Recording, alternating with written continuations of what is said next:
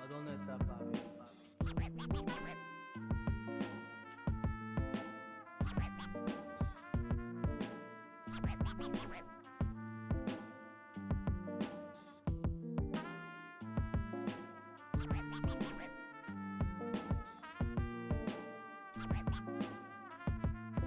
¿A dónde está papi?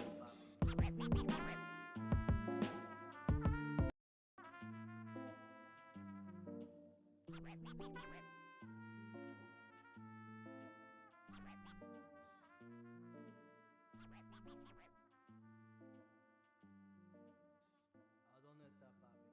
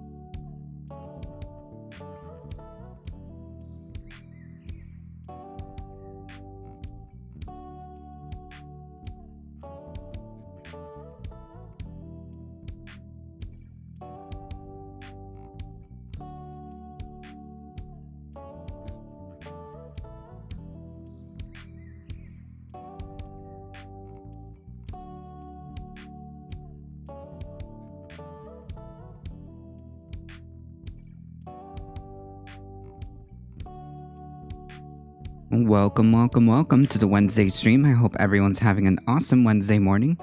Howdy, howdy.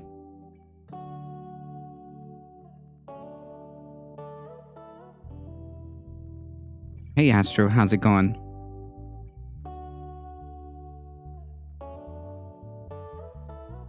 It is indeed Wednesday. I guess you could say it's Friday Eve? Friday Junior. We're almost there, folks. We are almost there.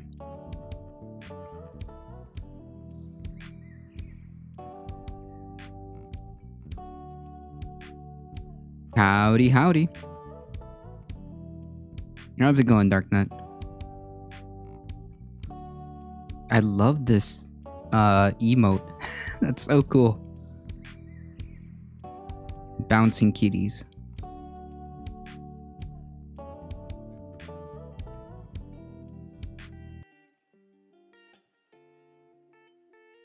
Are we going to war with Russia today? Maybe.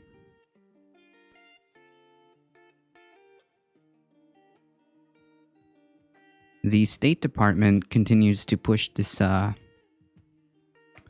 this idea that there is an imminent chance of invasion, but we have yet to see what's going on there.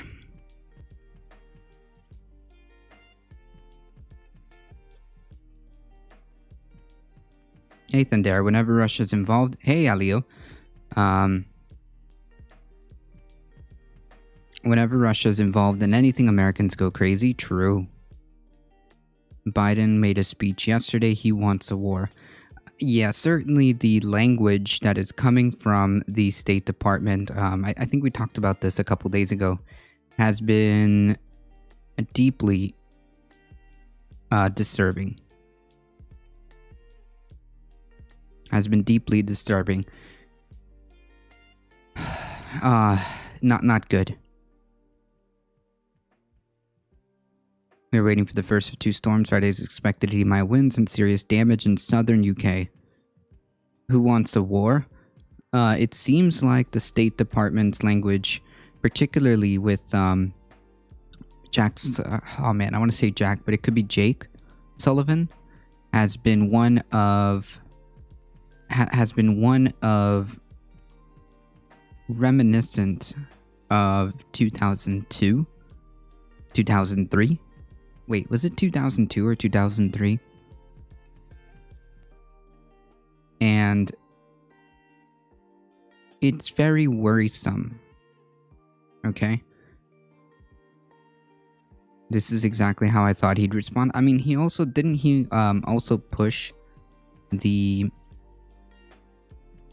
Iraq... Was it Iraq or Afghanistan? Or both? I'm not sure. When he was... Senator? I want to say senator. No, sorry. He was not a senator. Vice president. I've seen his pro-war Senate speeches.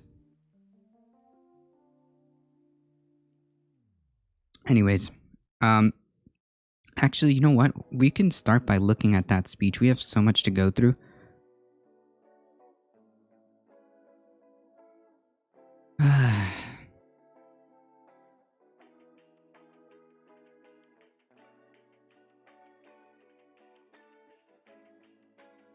Stream 17 hours ago. Okay, maybe we can watch this. Hold on, folks. One of the most...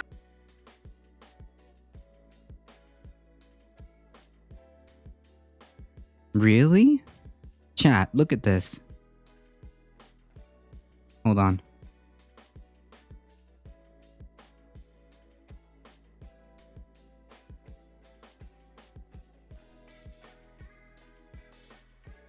Obama was more hawkish than Biden?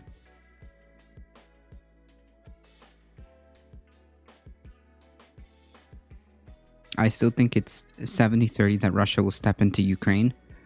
I mean, it's possible. Certainly the way Russia is behaving is not good. That's to be condemned, but that doesn't mean that we get to saber rattle, you know?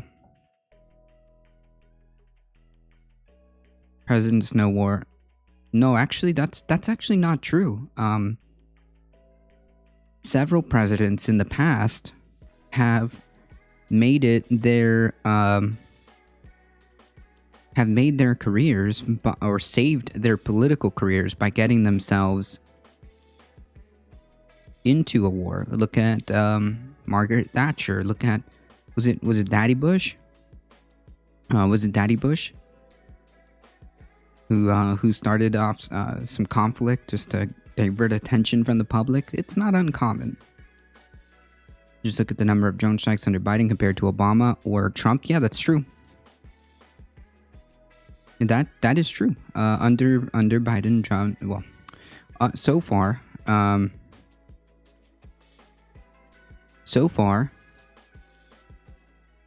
the drone strikes have been significantly down. That's true. That part is true. Even if war doesn't break out, a lot of people die from Biden sanctions in Russia. Yeah, so far, we have yet to see what they're going to respond with.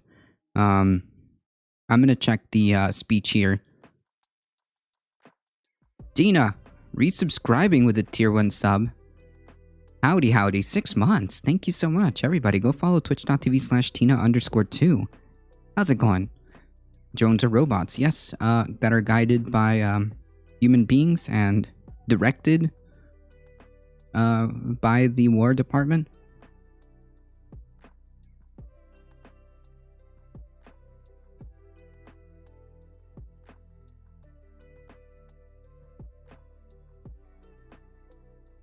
Why do we do sanctions? Like, they only affect civilians? Yeah, depending on the kind of sanctions, the only people that get messed up are the civilians themselves. The only people that get messed up are the civilians themselves, usually.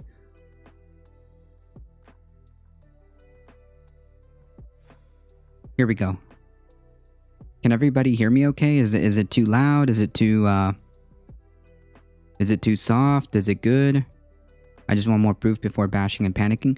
Well, the thing is, like, you have to understand, Alio, that criticizing the president doesn't always mean necessarily bashing. Like, I think you're conflating the criticisms that we have with bashing. And I think that if we are on the brink of potentially getting ourselves into a very, very, very, very bad conflict, maybe we should step back and take a second, you know? If Russia is going to do this, then let them be the ones, okay? Let them be the ones. We don't need to attempt to goad or attempt to create a scenario where war happens.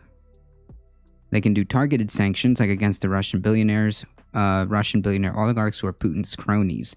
Yeah, maybe.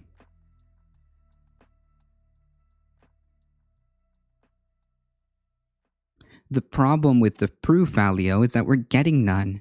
We get these vague press conferences telling us that war is imminent, that Russia is attempting to do some type of, false flag without any evidence.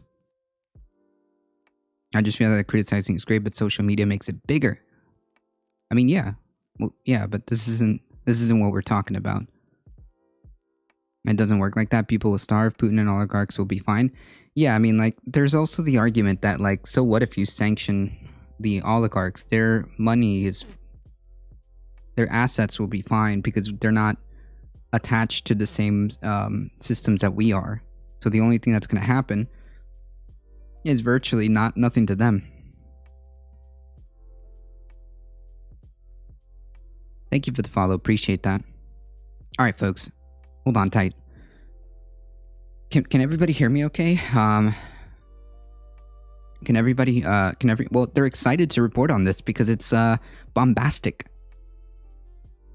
They're excited. I've been saying that Russia wouldn't invade for a month.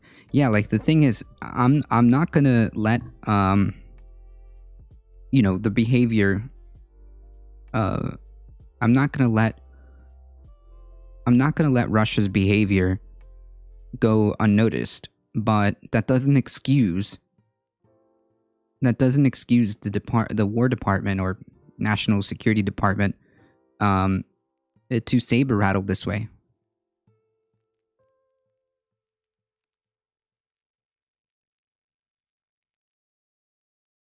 To be honest, Putin doesn't want NATO, and honestly, well, yeah, I mean, if I was Russia, I wouldn't want them either. If you look at it from their perspective, it is a united front against Russia. So from their perspective, they see NATO as a threat. And to be quite frank, yeah. Just because NATO isn't going to invade Russia doesn't mean that Russia likes it. From their perspective, right? From their perspective. So, of course, and the reality is we've got to handle this in a way, in a prudent manner, because, well, Putin doesn't seem to care, okay? And I don't want to create a situation that we don't want, okay?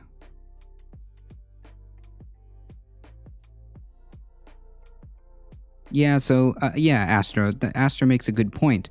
If you just target, like, the oligarchs, they have assets around the world.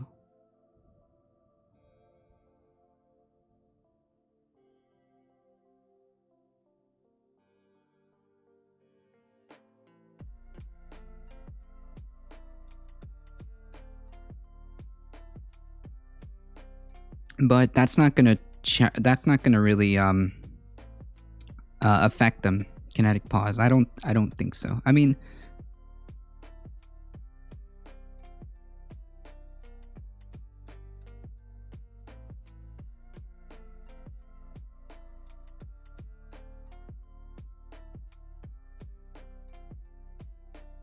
there was Ukraine news outlets and journalists everywhere on the ground, and MSNBC and other media chose to interview the only American in Ukraine. What? All right, chat.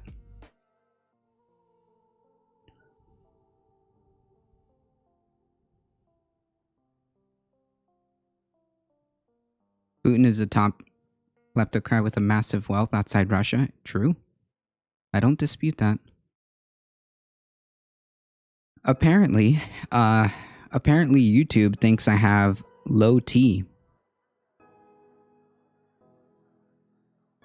YouTube is trying to is trying to sell me testosterone supplements, apparently. Why? Why is YouTube trying to sell me? This is the real question that we need to answer. Why is YouTube trying to sell me testosterone boosters?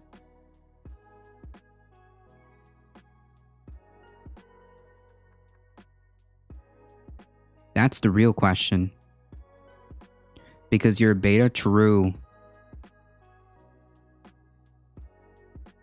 True.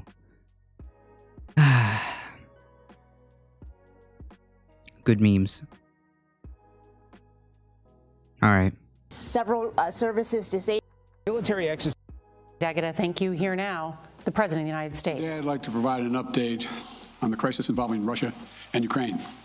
From the beginning of this crisis, I have been absolutely clear and consistent. The United States is prepared no matter what happens.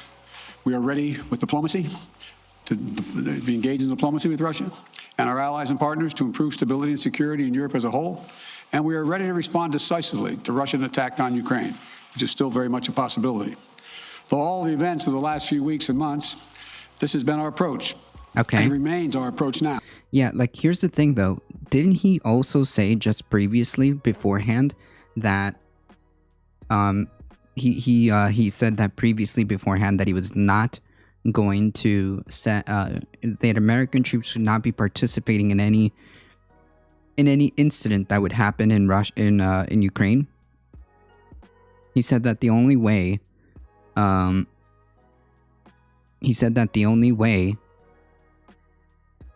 they would step in as if they touched like a NATO country. But now he's saying that we're prepared to respond appropriately. Okay. Yeah, are they sensing that I don't rant enough? True. So today I want to speak to the American people about the situation on the ground, the steps we've taken, the actions we're prepared to take, and what's at stake for us and the world. Okay, here's what I want to see. What evidence is going to be provided for justifying the actions that you want to take, right? That's what I want to see, because otherwise I'm thinking that we are slipping into some 2002 or whenever the Iraq war happened. Otherwise, I feel like we're getting those type of vibes. Unless you provide me the legitimate justification and tell me why this needs to happen, then I don't need to believe you. It's my problem. Yeah, defending them, that's not good enough. That's not good enough. I've seen that argument before, Thandera. I'm buying Halliburton stocks? Jesus. Thoughts on the BS happening in Canada? Okay, so from what I understand, it's a bunch of big mad people, who are shutting down the economy, because they're crying about mandates.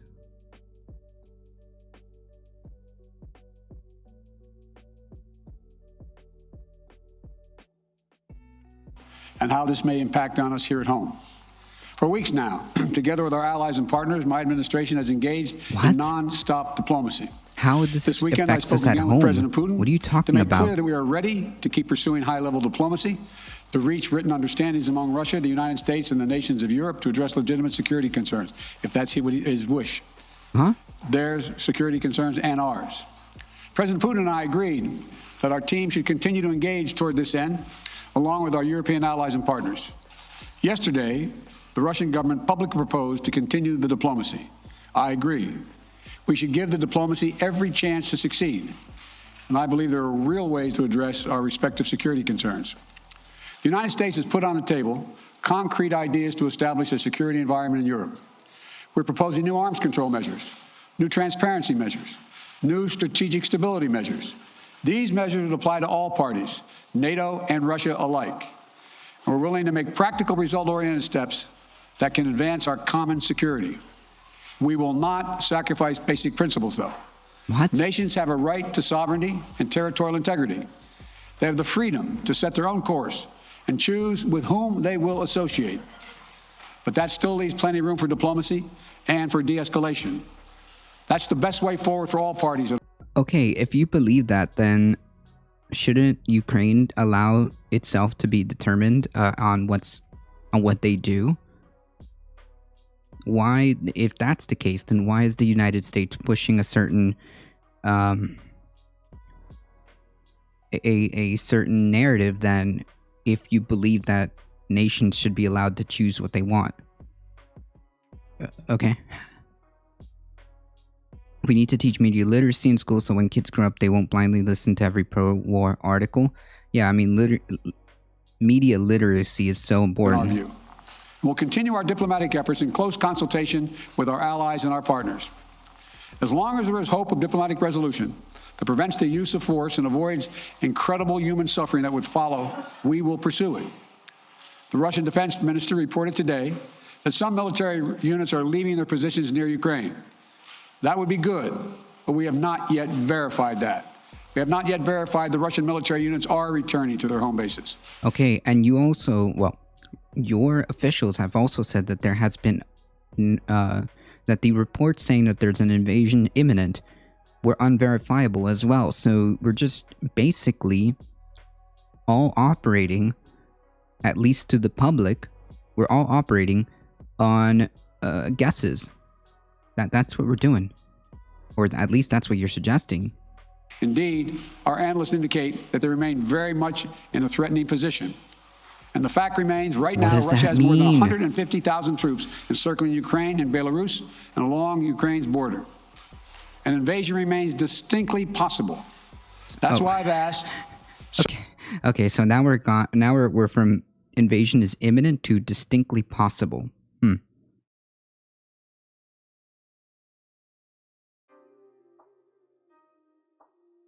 I mean, okay. Several times that all Americans in Ukraine leave now before it's too late to leave safely. It is why we have temporarily relocated our embassy from Kyiv to Lviv in western Ukraine, approaching the Polish border. And we've been transparent with the American people and with the world about Russia's plans and the seriousness of the situation so that everyone can see for themselves what is happening. We've shared what we know and what we're doing about it. Let me be equally clear about what we are not doing. The United States and NATO are not a threat to Russia. Ukraine is not threatening Russia. Neither the U.S. nor NATO have missiles in Ukraine. We do not have plans to put them there as well. We're not targeting the people of Russia. We do not seek to destabilize Russia. To the citizens of Russia, you are not our enemy. And I do not believe you want a bloody, destructive war against Ukraine, a country and a people with whom you share such deep ties of family, history, and culture. What? 77 years ago, our people fought and sacrificed side by side to end the worst war in history. World War II was a war of necessity. But if Russia attacks Ukraine, it would be a war of choice or a war without cause or reason. I say these things not to provoke. Yes. Okay, but you're doing it. But to speak the truth, because the truth matters. Accountability matters. If Russia does invade in the days and weeks ahead, the human cost for Ukraine will be immense. And the strategic cost for Russia will also be immense. If Russia attacks Ukraine, it'll be met with overwhelming international condemnation. The world will not forget that Russia chose needless death and destruction. Invading Ukraine will prove to be a self-inflicted wound. The United States and our allies and partners will respond decisively. The West is united and galvanized. Today, our NATO allies and the alliance is as unified and determined as it has ever been. And the source of our unbreakable strength continues to be the power, resilience, and universal appeal of our The worst shared part of it democratic is values. this happens every year. Because this is about more than just Russia and Ukraine. I mean, does it? Like, I know that Russia engages in military training every year. To this scale, though? It's about standing for what we believe in, for the future we want for our world, for liberty, the right of countless countries to choose their own destiny, and the right of people to determine their own futures. So then leave For the it principle be. that a country can't change. So then let it be. Let it go. Let it go, Jack. Let it go.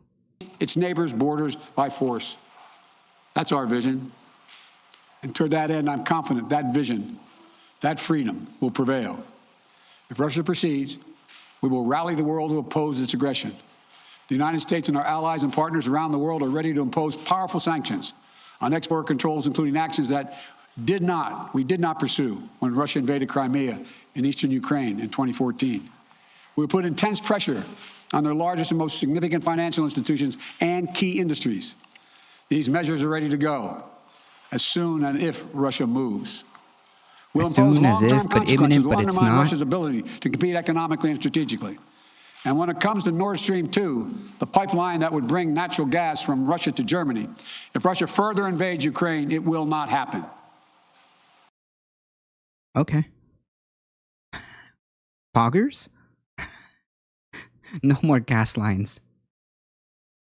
While I will not send American servicemen to fight in Ukraine, we have supplied the Ukrainian military with equipment to help them defend themselves.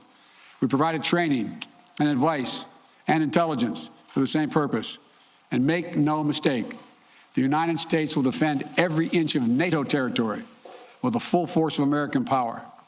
An attack against one NATO country is an attack against all of us.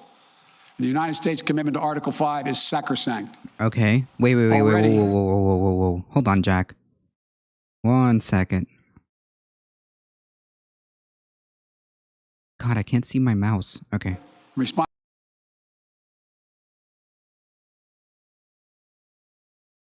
Hambliss.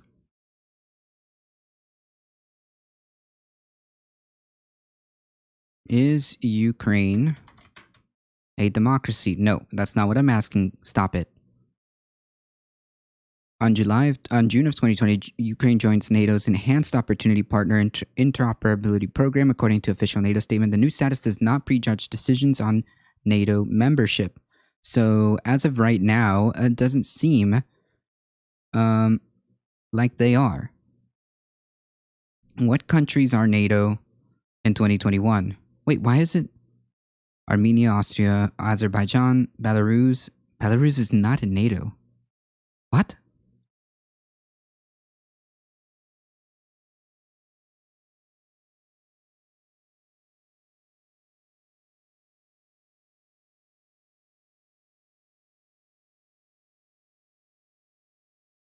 What? Okay. NATO member countries. I see a lot of countries in NATO, but you know which one I really don't see? You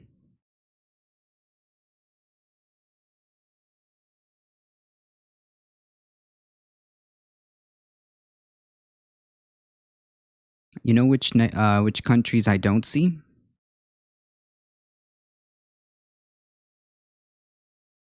I don't see Ukraine in this one.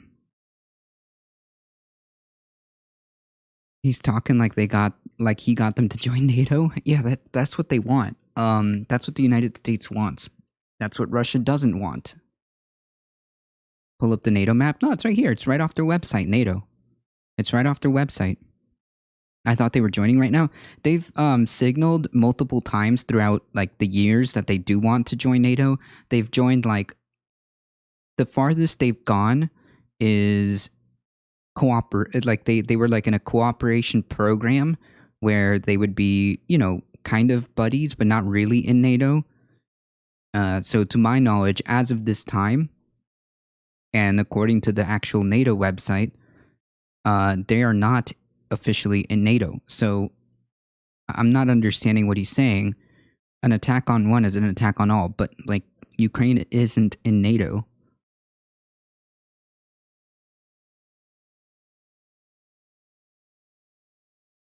To Russia's buildup of troops, I've sent additional U.S. forces to bolster NATO's eastern flank. Several of our allies have also announced they'll add forces and capabilities to ensure deterrence and defense along NATO's eastern flank. We will also continue to conduct military exercises with our allies and partners to enhance defensive readiness. And if Russia invades, we'll take further steps to reinforce our presence in NATO, reassure us for our allies, and deter further aggression. To be clear, if Russia decides to invade, that would also have consequences here at home. But the American people understand that defending democracy and liberty is never without... Oh my God. Wait.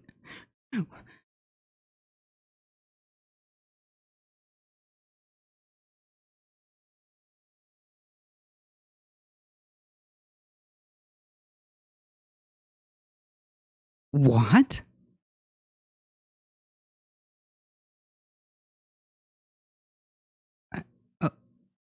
Okay. I must be losing it. Chat. How far, like, where is the United States on the map?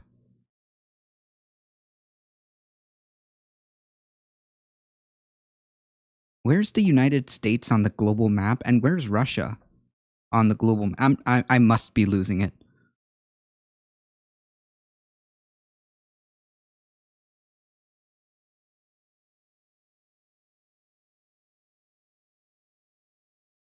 Can I ask how this affects us unless you drag us into a conflict? Can you explain to me, like I'm 5? Explain to me like I'm 5, how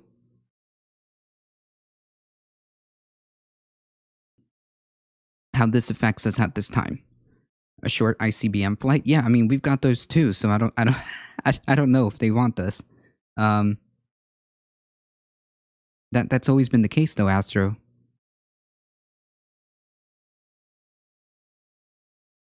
Cost.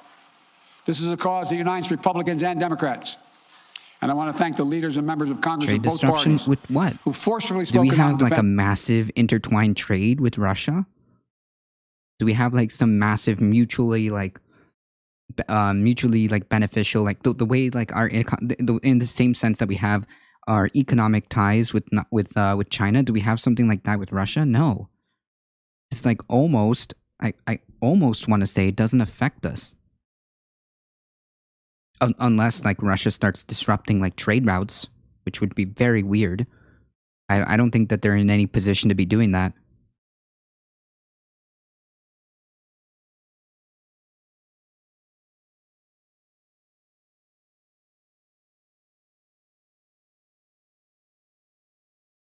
Those are products that Russia is the major supplier to the West. The global economy does. We feel it economically no matter what we do, but I don't know if that's what he means. Yeah, it's hard to tell, Turtle Combat. It's called imperialism. Well, certainly he's projecting that aspect of we are we are the world police or something. Of our most basic, most bipartisan, most American principles. Yeah. That's not a good thing. Okay. I don't know if that means I don't know if I don't know if that's a good thing. Okay. Yeah, the most bipartisanship part about this country is the so a tacit admission that the most bipartisan part of this country is the proclivity for war. That's the most bipartisan aspect of this country. I don't think that's the that's a good thing, my friend. That is the tacit admission that the most bipartisan thing about this country is war. The most rubber-stamped legislation that gets passed without a single debate is always the military budget, or always when it comes to military action. That is that is a tacit admission that is the most bipartisan aspect of this country. Oh God, that's not a good thing, Jack. That's not a good thing, Jack. That's what we would call malarkey. Oh my God. I'm making jokes because if I don't, then Jesus. I will not pretend this will be painless. Just to be clear, this is a very serious this is very serious because getting ourselves into a conflict with a major power, or at least a power that is inarguably big.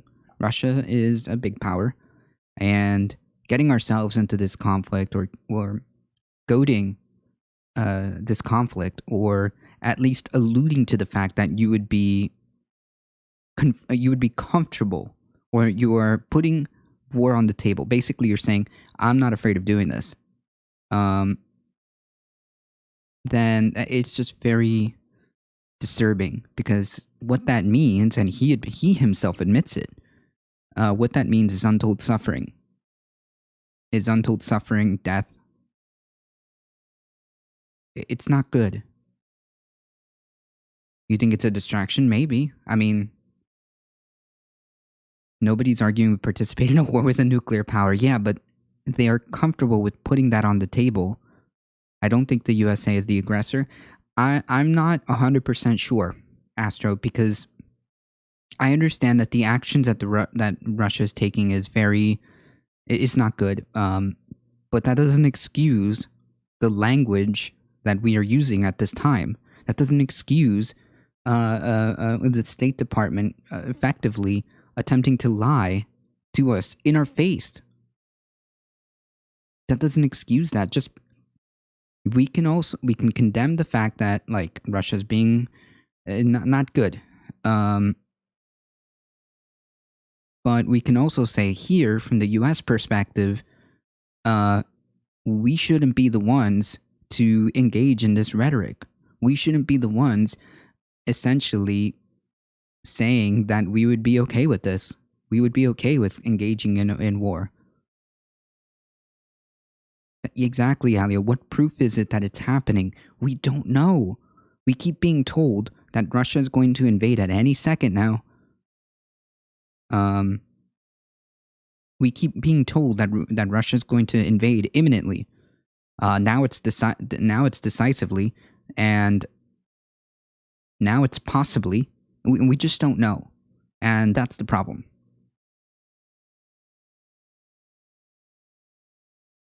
Putin said the other day that he didn't want a war and removed their troops from East Ukraine. I think that some troops have left, yes. It's been weeks of promising sanctions. He shifted to tough rhetoric, but I haven't seen anyone suggest we would use our military there. He initially, well, the rhetoric coming from the United States initially said that we would not get involved in Ukraine itself. But we've been deploying thousands of troops to NATO countries. Which bit of 130k troops and military equipment in the Ukraine border is untrue. None of it. I believe that there is a buildup of military on the Ukrainian border. I'm just not convinced, or I don't trust the State Department's language saying that there's an imminent invasion. That's the part I don't trust. We're not getting any serious evidence to suggest that there's an imminent invasion. We keep hearing two different things, and it's not. I can't. It's hard to trust. It's hard to trust, especially when dude gets out there on TV, says that there's going to be a false flag operation by Russia without any evidence, and then when being pushed by the press, I keep forgetting his name, Mr. Sullivan, wasn't able to answer the question. He wasn't able to answer the question on what evidence do we have to back that claim that Russia is going to create this false flag operation and then use that as a pretext to invade. I don't know. I can't trust that because we have no evidence. We have no evidence to suggest. We've been talking about, yes, but you need to share that, Turtle Combat, so that we know what we're dealing with. Is it true that Russia has shipped 30k troops and equipment from the Chinese border and put it next to Ukraine? No idea. Maybe the State Department is mistaken.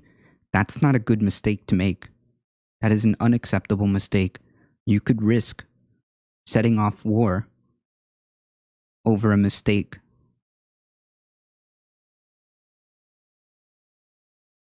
My position is very simple.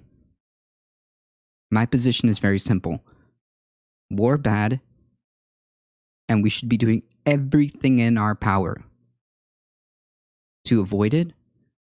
And this tone and rhetoric and vibe is not it. It's not it. Could be impact on our energy prices. Yes, 2002 So we are vibes. That's exactly what I said from the last couple of days.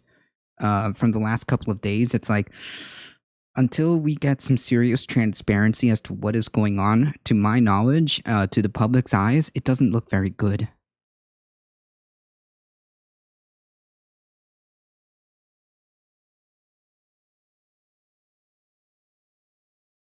It doesn't look very good. Active steps to alleviate the pressure on our own energy markets and offset raising prices. We're coordinating with major energy consumers and producers. We're prepared to deploy all the tools and authority at our disposal to provide relief at the gas pump. And I'll work with Congress on additional measures to help protect consumers and address the impact of prices at the pump. We are not seeking direct confrontation with Russia. But Though I've been clear that if Russia targets Americans in Ukraine, we will respond forcefully. what? The only power that can set off war here is Russia by invading Ukraine. Our response is also crucial. Get ready for nonstop war propaganda. Here we go. And if Russia attacks the United States or our allies through asymmetric means, like disruptive cyber attacks against our companies or critical infrastructure, we are prepared to respond. Okay, but we have yet seen... Wait, this is about Ukraine. Oi. This is about Ukraine.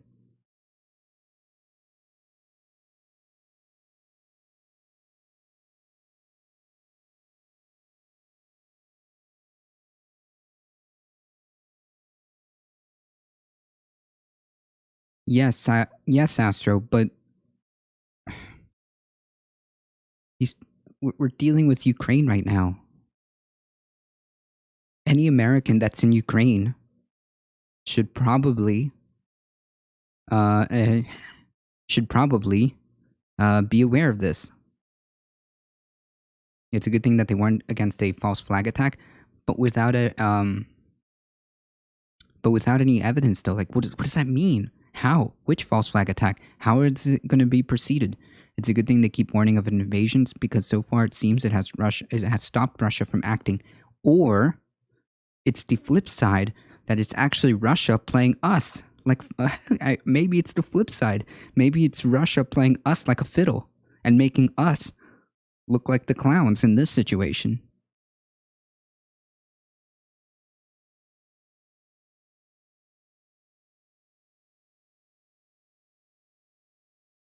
What if Russia just did this to clown on us and to show... and we're the ones that are showing our asses right now.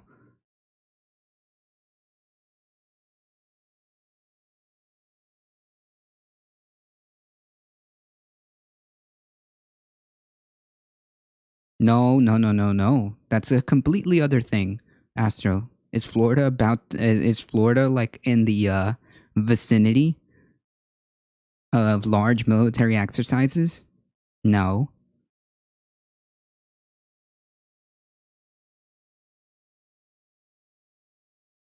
Yeah, good troll, Russia. You got us. Now go home now. Like, it could be.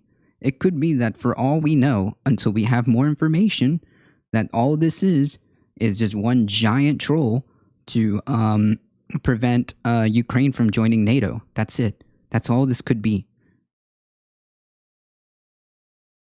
But we're moving in lockstep with our NATO allies and partners to deepen our collective defense against threats in cyberspace. Okay, but that happens all the time. That isn't like a new thing.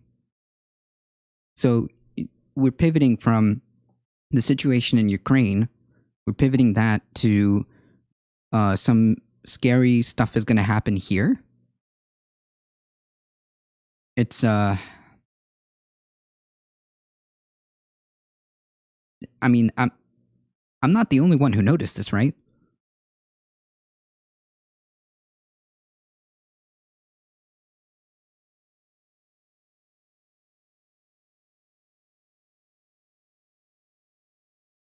The goal is to keep Ukraine from joining NATO. They haven't gotten that yet. I thought that the president of Ukraine has already conceded on that. They said that it's just not going to happen. I'm pretty sure the president of Ukraine has already stated that it's not going to happen. So we can all chill out now. Thank you for the follow. Appreciate that. So we can all chill the fuck out now.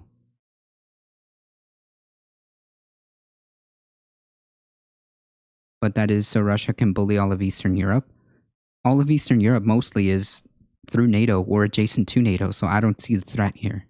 I think that Russia is contained for now. To provide relief at the gas pump, to enhance defensive readiness.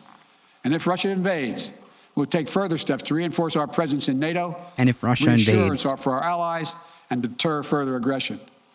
To be clear, if Russia decides to invade, that would also have consequences here at home. But the American people understand that defending democracy and liberty is never without cost. This is a cause that unites Republicans and Democrats. And I want to thank the leaders and members of Congress of both parties. So do you see how we're like, it just feels like we're being primed. It just feels like we're being primed for another conflict. Do you see that pivot? Who've forcefully spoken out in defense of our most basic, most bipartisan, most American principles. Which is war. I will not pretend this will be painless. There could be impact on our energy prices. So we are taking active steps to alleviate the pressure on our own energy markets and offset raising prices. We're coordinating with major energy consumers and producers. We're prepared to deploy all the tools and authority at our disposal to provide relief at the gas pump. But and I'll work with Congress on additional measures. Astro, this has nothing to do with us. Astro, this has nothing to do with us. That's my problem. to help protect consumers and address the impact of prices at the pump. We are not seeking direct confrontation with Russia, though I've been clear that if Russia targets Americans in Ukraine, we will respond forcefully. And if Russia attacks the United States or our allies through asymmetric means, like disruptive cyber attacks against our companies or critical infrastructure. So, like, even though, like, Russia has engaged in the past,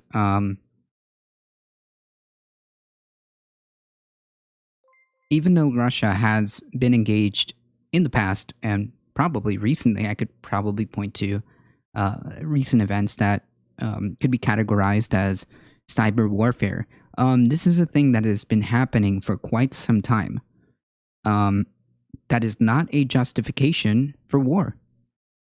Okay? That is not a justification for war. It is a justification for boosting our own cyber, capabilities. Fine. But that is not a justification. This has been happening for quite some time already. So why is now the time to get big mad about it? Is it because you're priming the public to accept the fact that there may be is it the fact that you're trying to prime the public to maybe accept that there could be a possibility of conflict? And if so, then that's okay because, it's the most bipartisan American thing that we could do. Oh, Lord. Oh, Lord. We're prepared to. So, did you see that? So, my point is to bring up the pivot that just happened, right? So, you all saw the pivot, right? The pivot in rhetoric from the situation of Ukraine to being like, oh yeah, but this impacts us directly here at home. In the sense of like gas prices and cyber attacks. In the sense that we will have slightly higher gas prices and cyber attacks. Oh, okay. I mean, we've been dealing with this for quite some time. Why is it special right now? It's now because Russia has built troops on Ukraine's borders. Ukraine's borders.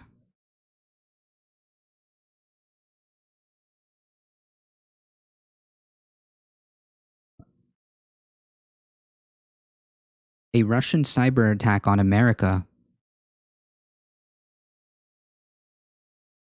is wait, who is this? What is the translation to this? Hold on.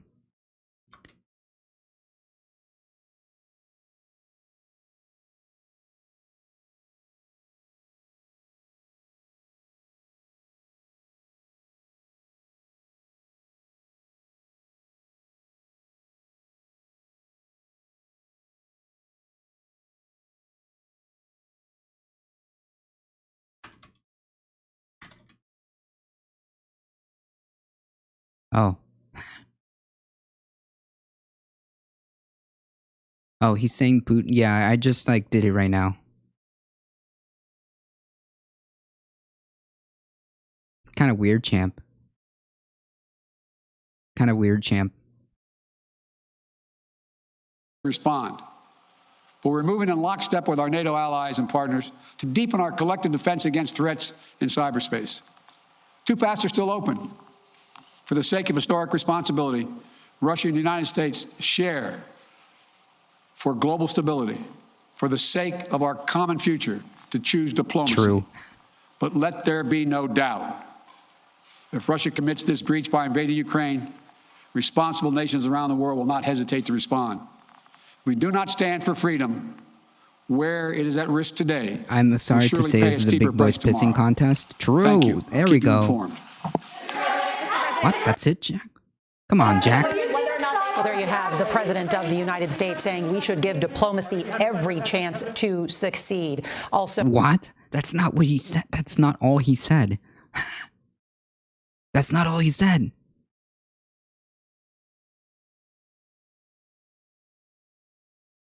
Jesus.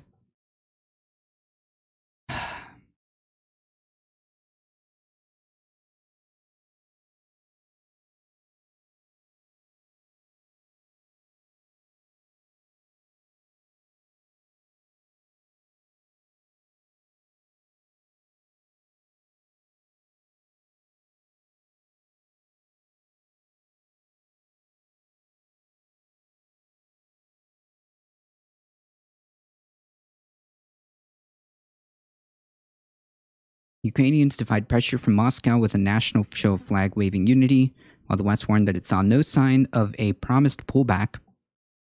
While feared Russian invasion on Ukraine Wednesday did not materialize. Don't worry, guys, it's coming. Its allies maintain that the threat remains strong with Europe's security and economic stability in the balance. Russian President Vladimir Putin has signaled that he wants a peaceful path out of the crisis, and President Joe Biden promised the U.S. would continue to give diplomacy every chance, but he struck a skeptical tone about Moscow's intention. Biden also insisted that Washington and its allies would not sacrifice basic principles, respecting Ukraine's sovereignty. Russia has amassed about 150,000 troops east, north, and south of Ukraine. Moscow denies it has any plans to invade and announced a pullback of some forces and weapons, though it gave few details. Even though Putin has not committed to a full withdrawal, the Russian statement also seems to lower the political temperature following weeks of escalating east-west tensions. Yeah.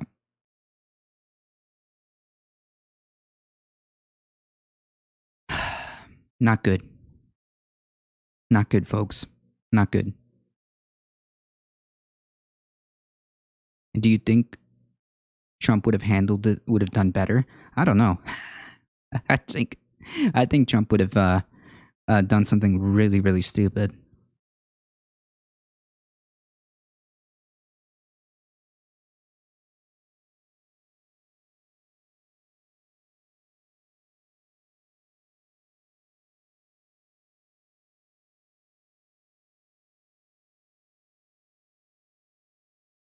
All right, we've got so many articles to go through. Geez.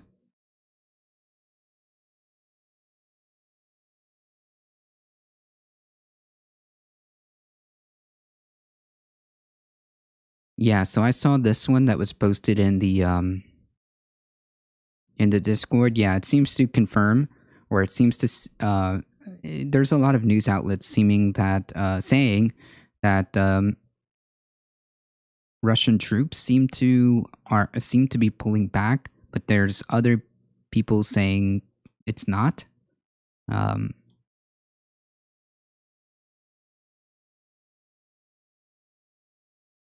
It's just hard to tell.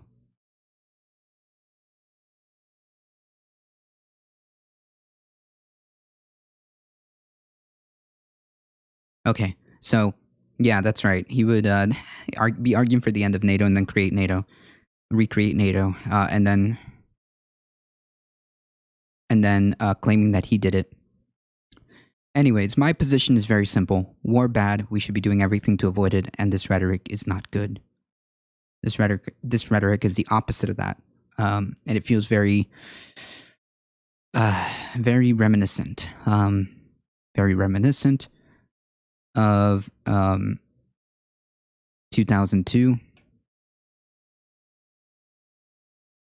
It feels very, very reminiscent of 2002, and I feel like we need to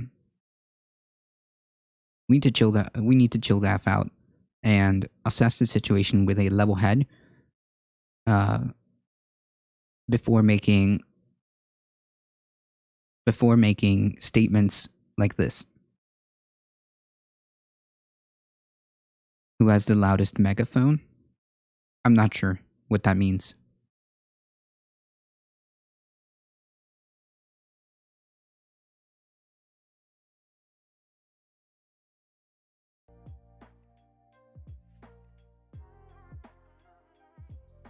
Yeah, now that we've talked about impending now that we've talked about the impending nuclear war, let's talk about how we'll be underwater by the time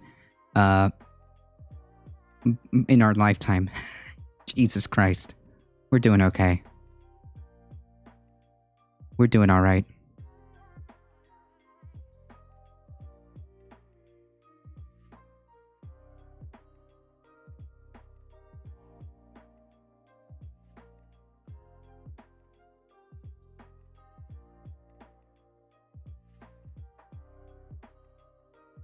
We are doing okay.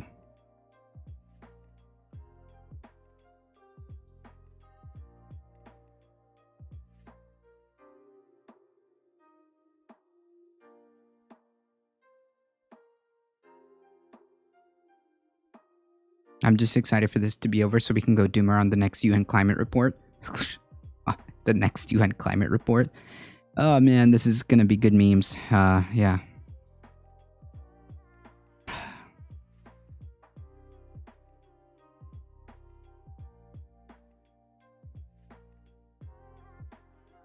Fluffy pet time? True. I don't have one in studio today.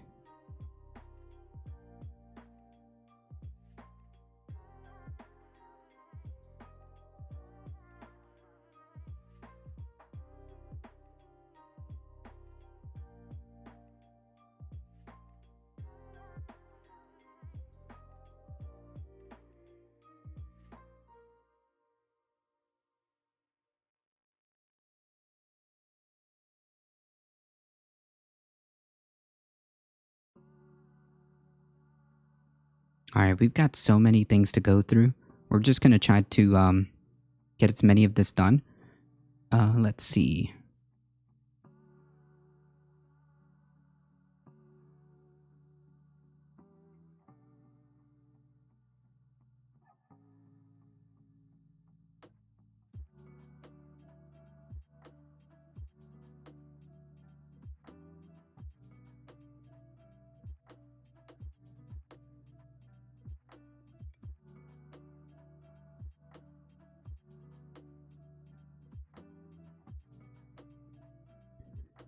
IRL, would they tell us if a nuclear attack was coming or an asteroid was gonna hit the Earth?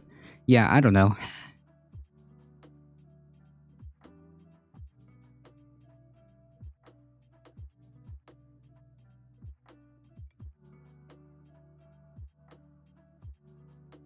You know who probably has a good take on this?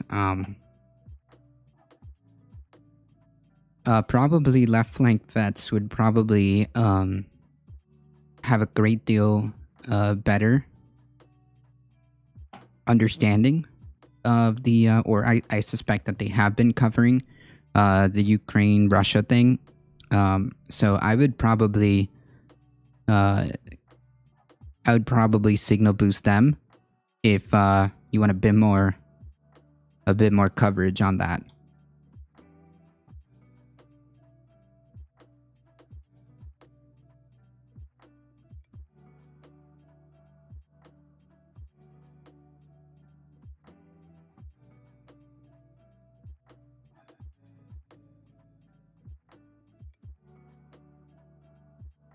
Here's a cool article.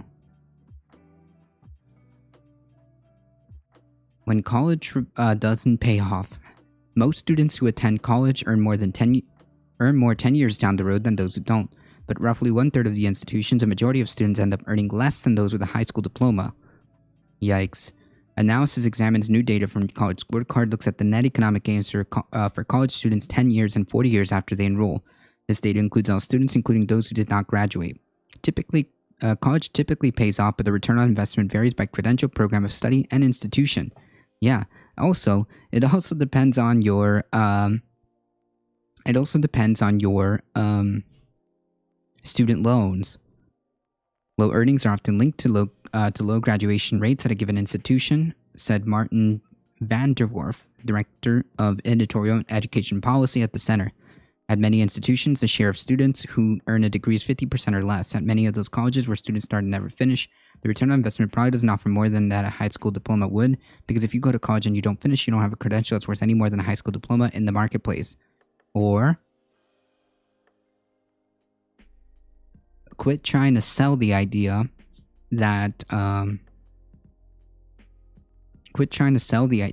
you have to do to be successful is earn a college degree and get yourself into God knows how many tens of thousands of dollars in debt, while also simultaneously keeping wages so low that it ends up not being worth it, even for those who do graduate.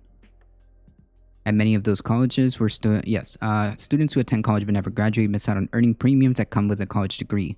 Let's just say that the average student at University of Florida is making $30,000 a year, but someone in the state of Florida, a high school graduate with no experience, with no college experience, is making $20,000 a year. We can make an assumption that by attending a specific institution or college program they've attended, they've obtained a $10,000 earning premium by doing so. at the small cost of tens of thousands of student debt.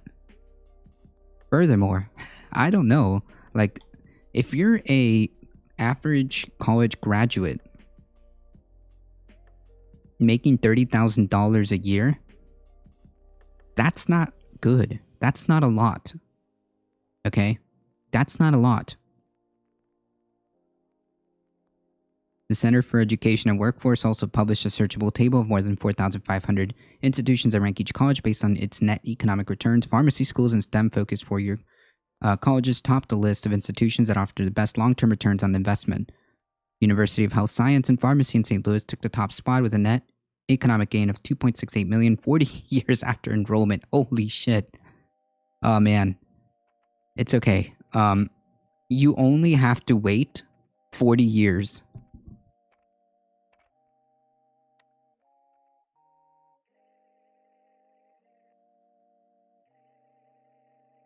The California Institution of Technology and the MIT, Charles Drew University of Medicine and Science, Harvard Mudd College Bentley, Babson College, and University of Pennsylvania also made the list, offering more than $2 million in long-term economic gains.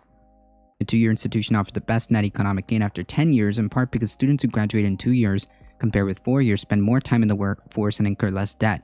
Yeah. Over time, the returns of a 4-year degree are quite a bit higher than on a 2-year degree. That, of course, depends on what that 2-degree year is. If it's a technical topic like computer science, you can compete with a 4-year degree. But a 2-year degree in general studies or something like that has some capture in the labor force in the early years if you can earn it, but it begins to fade over time.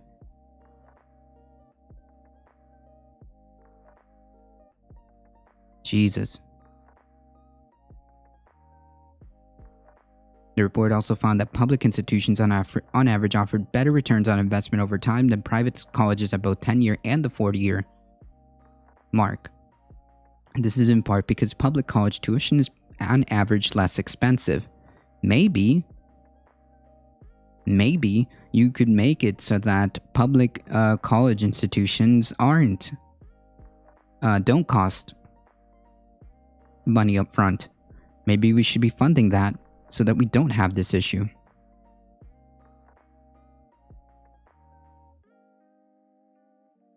Over time, the return on privates, that's kind of a weird phrasing, picks up later in your career. Private generally has a higher graduation rate, but they also are costlier and people have taken out loans to go there, so the net cost is always higher.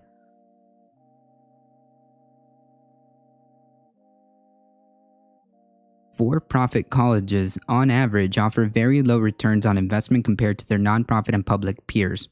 That's a very interesting fact over here.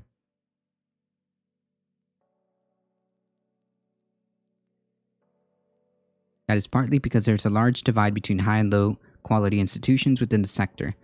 There is so much more heterogeneity, meaning the high performance for-profits really outperform the low performing for-profits to a much greater extent than you see in the public sector. While net economic impact isn't the only factor students consider while choosing a college, Van der Werf hopes that making these data available will encourage more students to look at returns on investment before they enroll. Here's the deal. First of all, regardless of the job that you have, at the very baseline, since this is the situation that we're in, at the very baseline, you should be earning something to the effect of a living wage, regardless. Okay? And second of all, this is basically shattering the idea that all you need to do is go to college and you'll be successful, right? That being said, going to school isn't bad. Learning things isn't bad. Going to college and getting an education isn't bad. But we need to be real about this, and we also need to put into the spotlight that this really is a key part of society. It should be free. It should be included. It should just be. If you want to get a higher education, you should have this readily available, like in every other place, except here.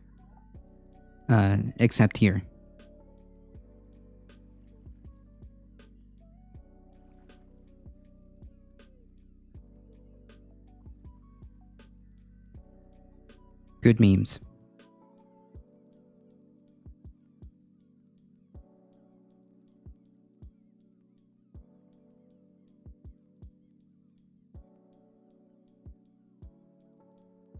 They're trying to tell us that climate change is not real. They've been doing this for decades. We'll get to that. IBM exec called older workers dino babies who should go extinct. Just a little insight into the mindset of a CEO or executive.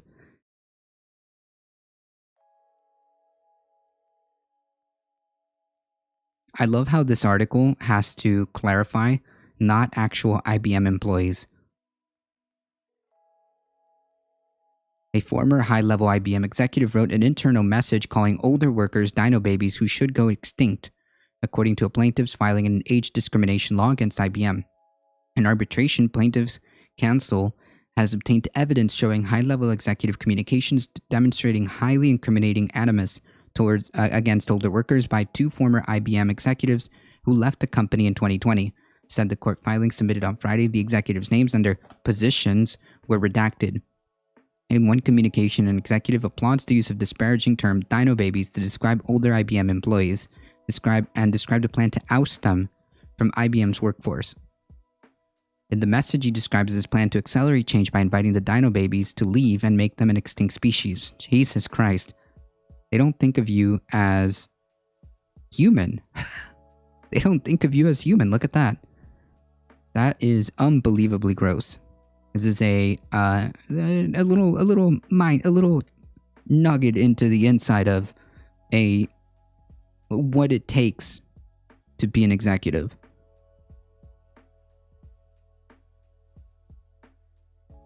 Describes IBM's dated maternal workforce, and this is what must change. They really don't understand social or engagement, not digital natives, a real threat for us. What? In one email, redacted, warns her team, I'm sure you all know this, but as a reminder, keep data on age very limited, and when in doubt, check with legal. Yikes. The new filing was made to support a motion for summary judgment by plaintiff Denise Lawn, who filed the lawsuit against IBM who filed the lawsuit against IBM in July of 2021 in the U.S. District Court for the Southern District of New York. Denise Long is an executor of the estate of her deceased husband, Jorgen Long, who had committed... Oh my god. Yikes. Yikes. Who committed Roblox after being laid off by IBM. Evidence from internal communications reflects age animus from IBM's highest ranks. Loans filing alleged. Ginny Rometty was IBM CEO during the time period discussed in the filing. Rometty retired at the end of 2021 and was replaced with Arvind Krishna.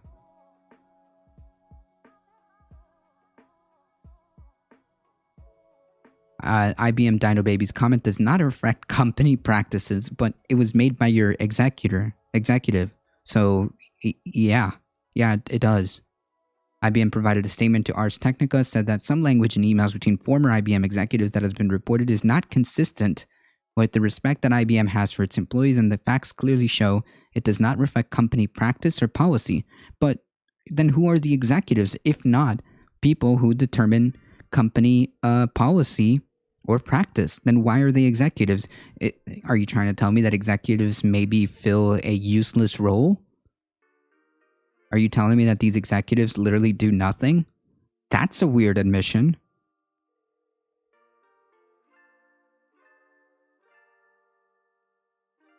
That is a very, very weird admission.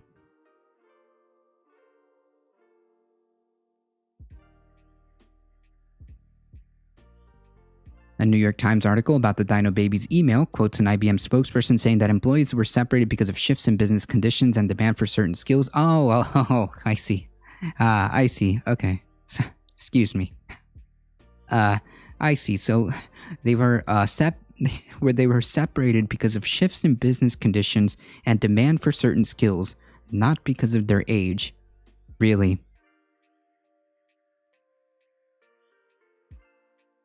God, that's such bullshit. I'm sorry. Listen, anytime I hear this like PR corpo speak, you can be almost certain that it's all just bullshit. You can almost be certain that 99% is all bullshit. I mean, how many times have you heard this only to find out that at the end, it was actually true?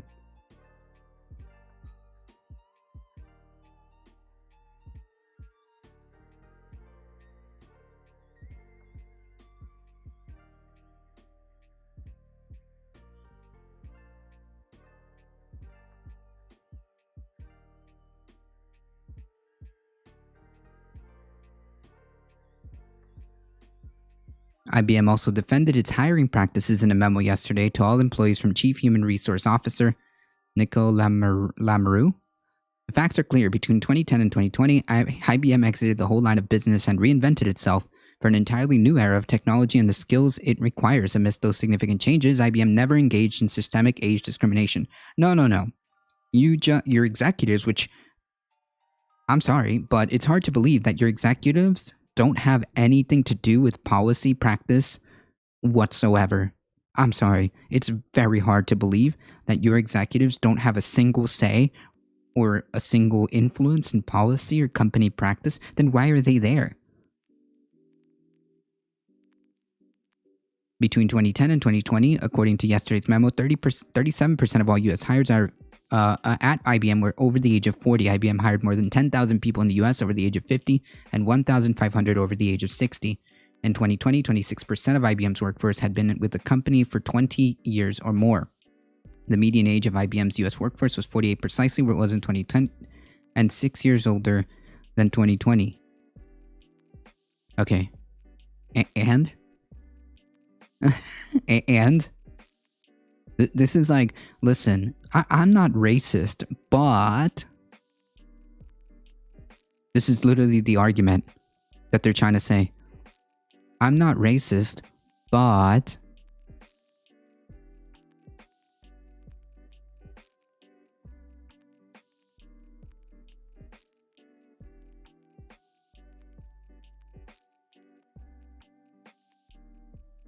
Jesus Christ. Lowen's filing quotes executive email stating that IBM needs more millennial workers. At the last OT, we discussed that the fact that our millennial population trails competitors. Our data below is very sensitive, not to be shared, but wanted to make sure you have it. You will see that while Accenture is 72% millennial, we are 42% with higher rate. Do companies really think this way? Jesus Christ. With a wide range and many units falling well below average, speaks to the need to hire early professionals and avoid using down banding of existing employees as a way to fill jobs. Honestly, I think we should stop this practice, and it means overpaying. Creates blockers and inhibits in bringing new thinking from the outside. Wait, so then what are we supposed to take from this?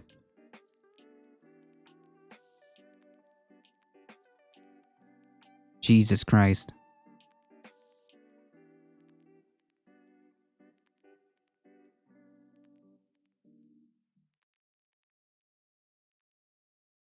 Please clap. Thanks, homonym.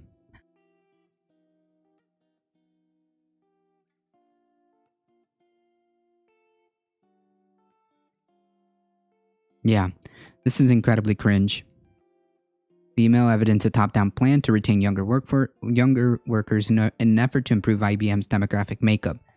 In one email, redacted explains a mandatory rule that no EPH, early professional hires eligible for resource action, IBM's term for mass layoff, Jesus Christ, in the first 12 months of hire. We're not making the progress we need to make demographically, and we're squandering our investment in talent acquisition and training. Yikes.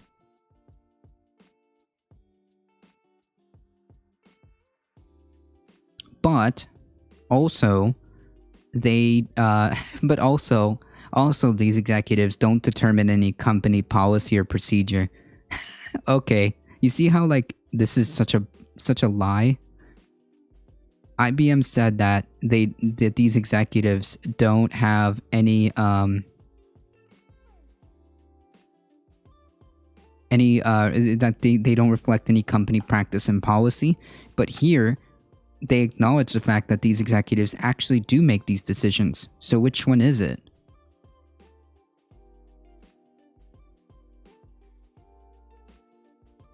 One method by which IBM is alleged to have ousted a number of older workers is by requiring employees who have been long permitted to work from home to relocate to a different part of the country and work out of an IBM office. Plaintiffs' counsel have obtained evidence that this strategy was adopted with the specific goal of ensuring that older employees will just resign from the company.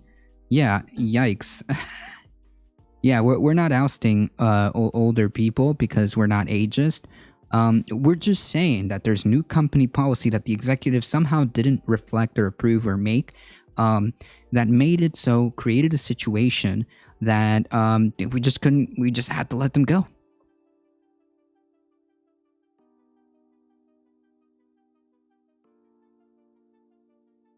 Shannon Liss Riordan, who represents Lone and hundreds of former IBM employees in a similar case, told the New York Times that the new filings revealed that top IBM executives were explicitly plotting with one another to oust older workers from IBM's workforce in order to make room for millennial employees.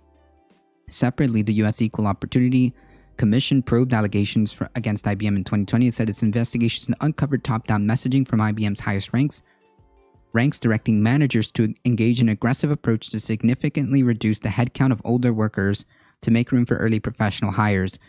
Jesus.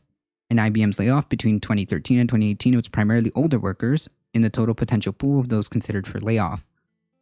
Yeah. So the whole point of me bringing this article up is to show you just how these people think. Is to show you how they think and how they make decisions.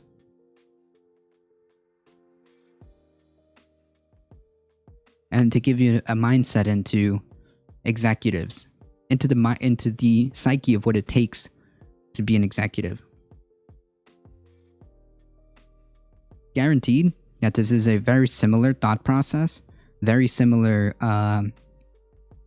procedure that happens at every major company. It would not surprise me that this is how the majority of executives behave. I would not be surprised if this is just the standard majority attitude of how they treat workers and how they see people, their workforce, as not human, replaceable. In all major companies.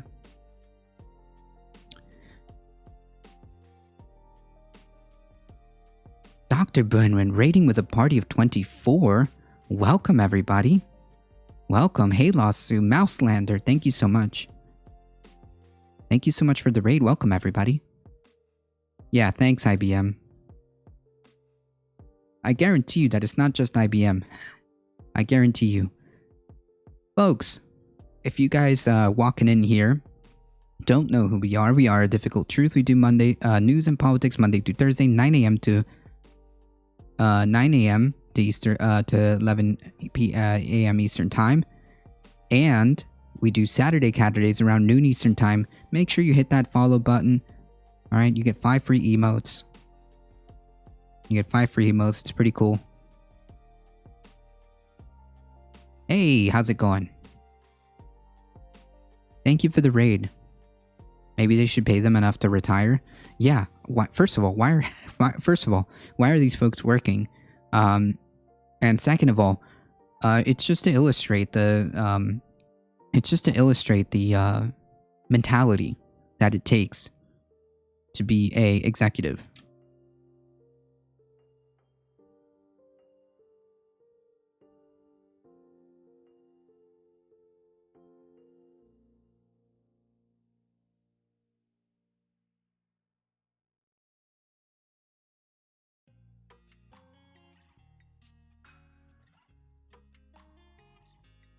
They literally don't see their workers as humans.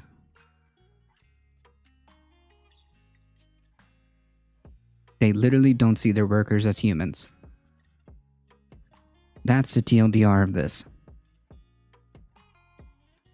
To them, they're just dino babies who should go extinct.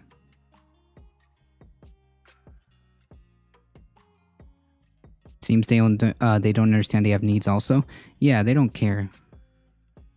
These executives, they don't care. All right, folks, we've got a lot to cover when it comes to climate change. So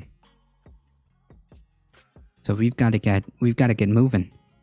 It is, but it's not. That article proves why most CEOs and managers is not respected. It's not respected because, like, a lot of the time, first of all, like the way managers and CEOs behave is borderline sociopathic. And they the way like upper executives behave, is borderline sociopathic, and furthermore,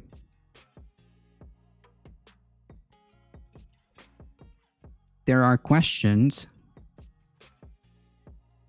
as to why they even need to be there in the first place. I mean, like, what value?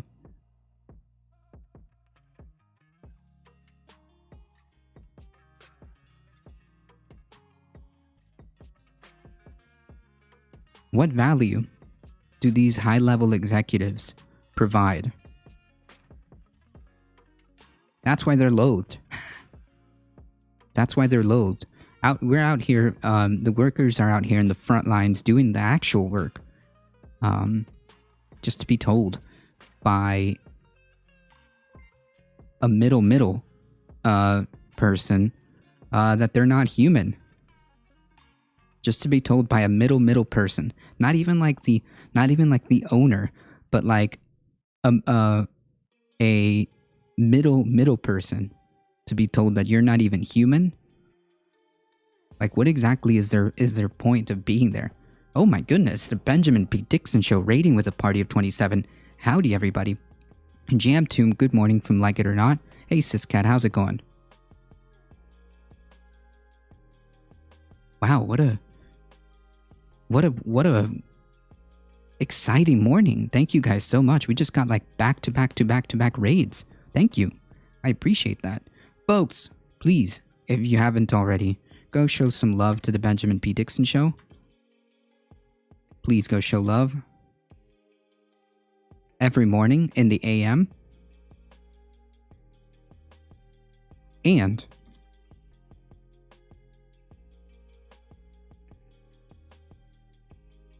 go hit up Jam Tomb. Please go show some support. There's plenty of lovely people in this chat. Okay? There's so many wonderful folks in this chat. How do I even keep up with all of you guys? We've got Ila Sue, Doc, Tina, Jam Tomb, Alio. How do we keep up with all of you folks? Jesus. If you see a little diamond next to these wonderful folks, they are of a content creator variety, whether it be a streamer, maybe they do art, maybe they do art, maybe they do YouTube. If you see a little diamond, make sure you follow them. Hey, I appreciate that, Siscat.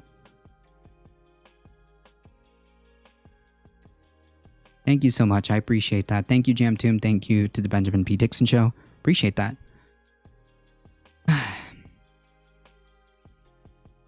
You guys came in at a perfect time because we're about to get into the climate side of this. The climate crisis side of this. I think this is important, so we should start with this one first. In the misinformation war, renewable energy is the latest to be attacked. The spread of misinformation about solar and wind energy is leading some states and counties to restrict or even reject projects. The Energy Department calls it a key threat to decarbonizing the grid. There's another battle in the misinformation war. Renewable energy, false and misleading information about wind and solar is fueling opposition to projects across rural America. Jeremy Kitson's a high school science teacher in Van Wert County, Ohio. Lots of farmland, soy, corn, some wheat, and about 10 miles away from wind turbines. Kitson knows folks on farms near those turbines who told him, quote, "You do not want to live under these things. They're noisy, we can't sleep, and there's sleep deprivation." Jesus Christ. First of all, I highly doubt that. So around Christmas 2015, when Kitson heard Apex Clean Energy was planning to expand a project about a mile from its home, I was just like, there's got to be a way to beat them. You got to outsmart them. You got to figure out the science. You got to figure out the economic arguments. You got to figure out what they're going to say and figure out how to counter it. Kitson ran a Facebook group which has grown to more than 770 followers. On that page, there are dozens of posts with partly false and misleading information about renewable energy. Ah yes, Facebook, known purveyor of truth. Eventually, because of new state regulations that made it more difficult to locate turbines which Kitson's group supported, Apex bowed out of the project. Jesus. Last fall, a group of researchers published a paper looking at the Facebook post of Kitson's group and another large anti-wind group in Ohio that successfully stopped wind development. Lead author Josh Fergan of the University of Minnesota Duluth says much of the misinformation is focused on health and safety, which is very weird because, like, if you think about it, fossil fuels are exponentially worse for health. Exponentially worse for health and safety. I think a lot of misinfo would be a problem if people are taught media literacy. Yeah, that's a thing. That's a thing. Of these streams that us streamers coalesce in, it's a great group of having us together. I missed it when we were working out of the interwebs. True. Stupid Ohio literally put the wind progression back for years. Yeah, because of misinformation.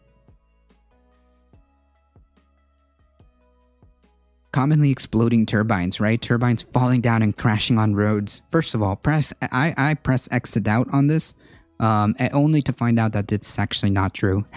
He says these incidents happen, but they're very rare.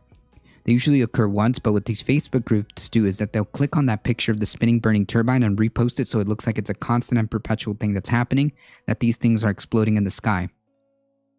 Kitson knows that these incidents don't happen a lot, but I just try to show people that it's possible to pick people's... Wait, is this guy like doing the whole, I'm just asking questions meme? What? These posts are spreading through a network of anti-wind and anti-solar groups across the country. Some misinformation comes from groups tied with the fossil fuel industry, like the Texas Public Policy Foundation. And in recent years, the false claims got a major megaphone. And they say Donald Trump, and they say the noise causes cancer. You told me that one. Jesus Christ. Former President Trump ranted frequently about wind power at his rallies. While some peer-reviewed studies do find links between wind noise and sleep disturbance, there are no known ties to cancer. Yeah, so Trump also raised other anti-wind talking points. If you have a windmill anywhere near your house, congratulations, your house just went down 75% in value, which of course doesn't even sound true. Whether it's physics, health, or economics, Sarah Mills at the University of Michigan says false and misleading information can now get mixed up in that decision-making and about where to locate renewable energy or whether to have projects at all. And about half of states, she says, regulations of rural utility-scale solar and wind happen on the local level. These officials are not necessarily experts in energy, and so when you have people coming and stating things like as facts, like it's difficult, they're certainly making decisions based on what they're hearing. Yeah, and I know this is kind of memes, but it turns out that not everything on Facebook is true. I know, not everything on Facebook is true. I can't even explain the weird arguments I've had with people from here. Jesus. I think fossil fuels and their spills are why so many others are autoimmune. Amoco and other dumped all the time back in the day. I was part of a protest in the early 90s and part of a group asking for cleanup in Wyoming called Pollution Solution.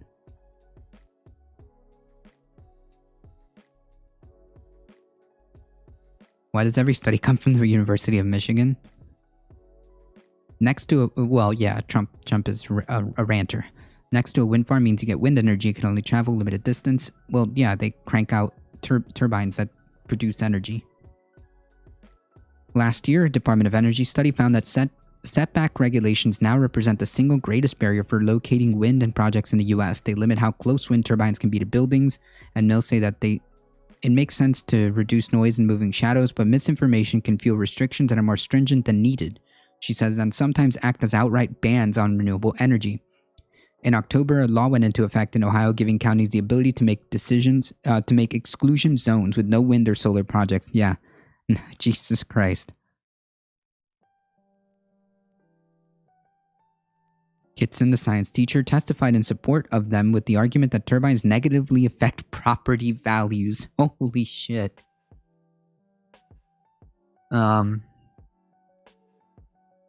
You referenced a study by Ben Hohen at the Lawrence Berkeley National Laboratory, but Hohen said Kitson got his statistics wrong.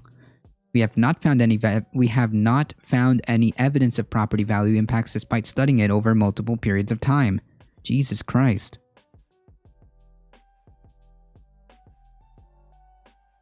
No wind zones might be needed for migration of passive birds and such. Well, we found that that's actually not always like a good argument, because there are ways to limit the small impact that it has on birds.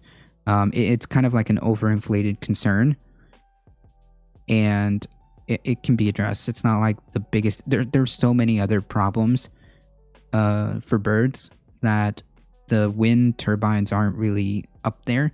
What's also a bigger problem for the migration path of birds? Climate change. Climate change is an infinitely bigger problem for the migration paths of birds than turbines. So that's not. We have not found any evidence of property value impacts despite studying it over multiple periods of time. It's like you have the data and you just refuse to acknowledge it. Kitson here. And this guy's a teacher. This guy's supposed to be a teacher. Kitson, the science teacher. The science teacher. Holy yikes.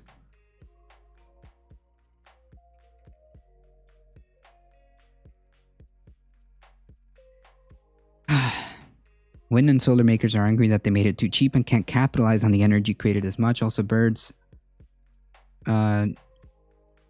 can't avoid the turbines. I live out where there's turbine cats, and climate change are far more dangerous for birds. Yep.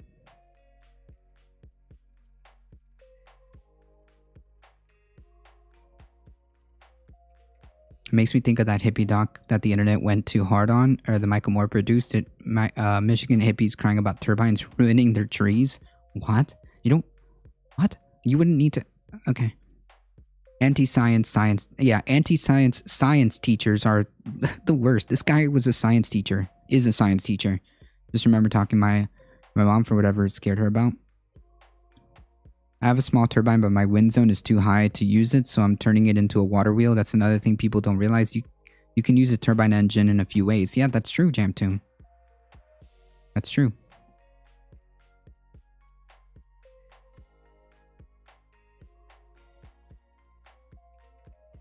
Yeah, I don't think so, Alio. That's right. The wind turbines are stealing all the winds from the trees, true. Kitson's Exhibit A also featured birds pictures with turbines towering over homes, but Hohen said that they were taken using a long focal length lens, a technique that magnifies distant objects. Davy Wilson with Apex Clean Energy says across the U.S. her company is finding that in a climate of misinformation, community engagement is increasingly difficult.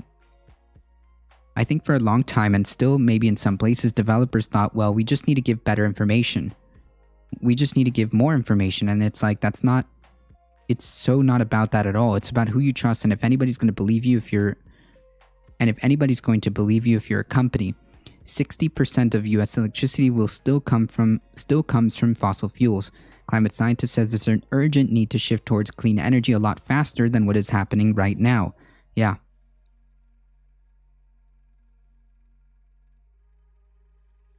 Yeah.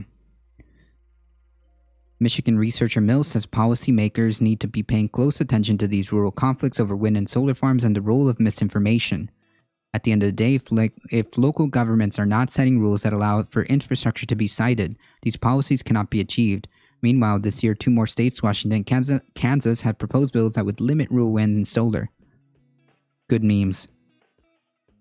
Good memes. This is so frustrating on so many levels because, like, we can't get action on the federal level. Anything that seems significant, that even these the whiff, the idea, the notion of any legislation, the most bare minimum, the moment these fossil fuel companies get a hold of it or catch wind of it, they just call up their buddy, President Joe Manchin, Joe Biden, the administration, Senate. They've got it all. They've got it all. I'm fully off grid and to be more conscious of the energy I use at night, but I wouldn't go back on the grid for nothing. Nice. Yeah, that's a good question, Samdam. Why are cruise ships still a thing? Yeah, I suddenly care about trees, about birds, trees, and property values. But when asked what to do about it, we get the exact opposite.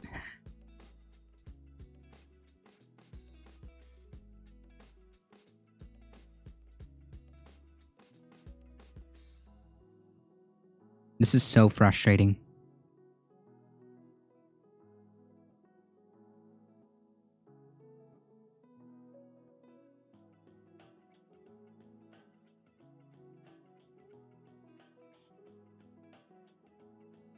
PR firms are facing a backlash for greenwashing big oil, and the pressure on them is growing. Don't worry, guys, they'll change. they'll change.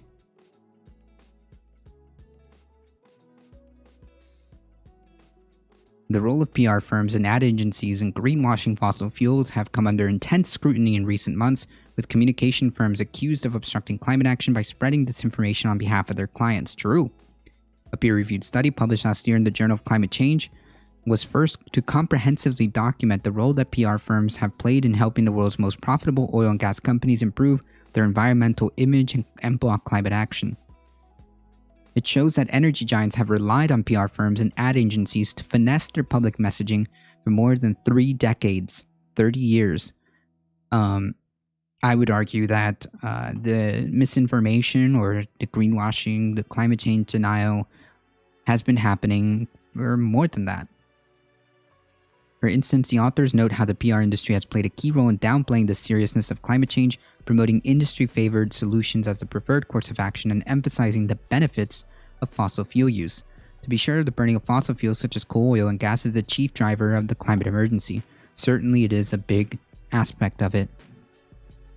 And yet, the role of PR companies in climate politics has been typically overlooked, in large because the communication firms have sought to remain in keeping with adage that the best PR is invisible PR. Yikes. Oh man, this is so like dystopic. This is so dystopic. My bottom line was that we really ought to pay attention to this. Bob Brule, visiting professor of environment and society at Brown University and lead author on the paper, told CNBC via telephone. The study says PR firms were responsible for some of the terms still used today to try to justify climate inaction, such as clean coal, renewable natural gas, and carbon footprint. Oh man, our changing climate has a good one on this one. Has a good video on this one.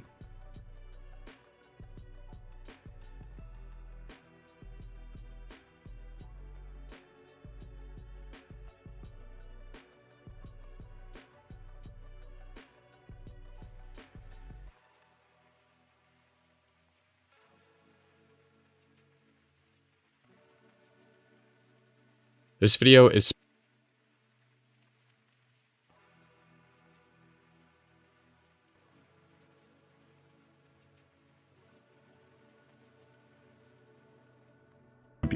the bonus content replaces this ad because there aren't any ads.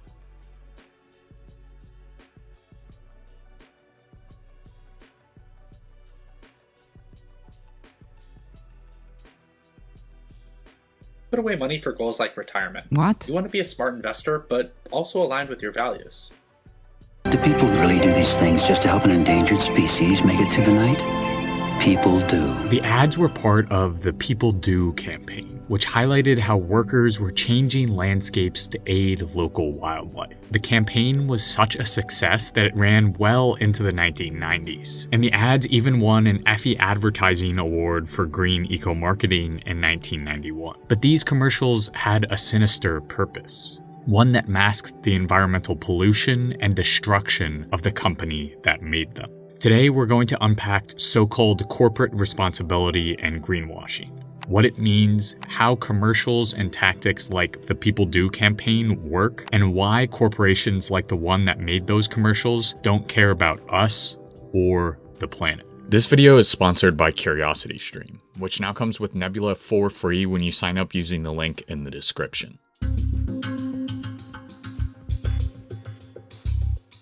The late 1980s weren't a good time for Chevron's environmental track record. In 1985, one of the company's refineries had just been exposed for contaminating the local groundwater by leaking millions of barrels of oil into the ground. Then 3 years later, the company paid $550,000 to settle a lawsuit brought in connection with toxic emissions at its plant in Richmond, California. Then again in 1991, it pleaded guilty to violating both the Clean Water and Clean Air Acts, paying millions of dollars in damages. So the fossil fuel giant decided to do something about their tattered public image. Starting in 1985, Chevron shelled out somewhere between $5 to $10 million a year to create the People Do campaign. That's right, the company behind those nature-filled commercials was the oil corporation Chevron. Throughout the campaign, Chevron paid an estimated $200,000 to make each 30-second ad that marketed initiatives like their butterfly preserve. The El Segundo Blue lives on wild buckwheat, on land that's part of an oil refinery. A preserve that cost just $5,000 a year. Isn't that beautiful? Isn't that beautiful? Anyways, I think this video perfectly illustrates that, what we're talking about. I highly recommend you guys watch it. We watched it the other day. It's a pretty decent video. Academic research quantifying the PR's industry role in climate politics has been since followed up by intensifying pressure from external campaign groups, scientists, and environmental activists. Now, the prospect of U.S. congressional hearings is likely to turn up the heat even further. Brule told CNBC that this development makes it clear that the issue has moved from peripheral to core. Lawmakers grilled oil and gas chief executives last year in a showcase congressional hearing on climate disinformation. I mean, that's what it is. It's a show, unfortunately. Executives from the world's largest oil companies defended themselves and their company's actions at the October 28 hearing, one of which parallels to the iconic 1994 hearing that led to the downfall of Big Tobacco. Did it, though? Seems to me like Big Tobacco is pretty profitable still. Wait, really?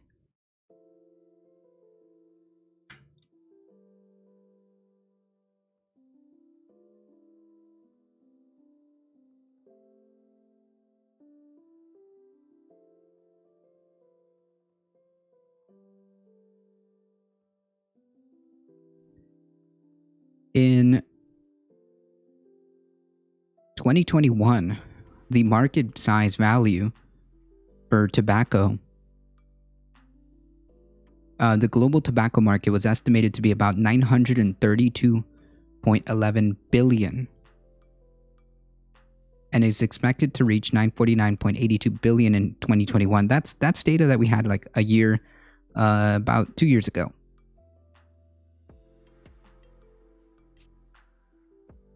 Yeah, good thing that Big Tobacco is gone. What is this asinine statement? Shortly thereafter, Carolyn B. Maloney, the chair of the Committee on Oversight and Reform, issued subpoenas to ExxonMobil, Chevron, BP, Shell, the American Petroleum Institute, the U.S. Chamber of Commerce for documents on climate, including marketing, advertising, and public relation materials. Campaigners said the step foreshadows a showdown between lawmakers and PR executives, with the latter expected to be called upon as witnesses to the fossil fuel industry's climate disinformation campaign. Yeah, we went over an article that basically says that ExxonMobil acknowledges the fact that they've been engaging in climate disinformation, and what is basically what they're saying now. At first it was denial, downplaying, and now it's like, yes, we have been engaging in massive PR disinformation campaigns, but it's actually our freedom of speech. So it's actually our freedom of speech. So, and now they say nothing was illegal about it. Right, they're saying that it's their freedom of speech to spread climate disinformation at the small price of, the fucking planet.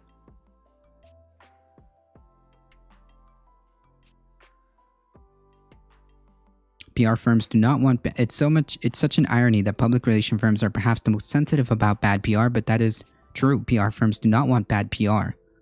The reason that they've been so invisible for many years is that it's by design. Their strategic power has come from remaining behind the scenes, and I think that's one of the reasons we have been mistakenly seeing these firms as neutral. Aaron Schick, co-author of a book that explores the history of environmental inaction in the United States and the rise of the PR industry, said it's all too easy to assume PR and ad agencies simply work to relay the message of their fossil fuel clients, but that's not really the case. These firms are instrumental in creating, shaping, and managing and maintaining that conversation in the public sphere. Yeah, of course. Of course. How do you not, expect that to be a thing? What? As long as the motivating factor for this is profit, they do not care. We cannot just see them as neutral channels of communication, yet they're not. They're information creators themselves to a large extent. They're strategic leaders who not only influence how the public sees those companies because that's their freaking job, but also what the company themselves do. While external groups have piled on pressure on the PR and ad agencies stop obfuscating the risk of the climate emergency, there has been a sense of alarm among some of their own employees too. Last year, a letter from over 1,100 employees at management consulting giant McKinsey sharply criticized the firm's work with the world's biggest polluters. In response, McKinsey said reaching net zero carbon emissions by 2050 requires engaging with high-emitting sectors to help them transition. But there's no palpable plan. It's not happening. It's not happening. First of all, we should be immediately skeptical when a large consulting firm starts using PR terms like net zero by 2050. That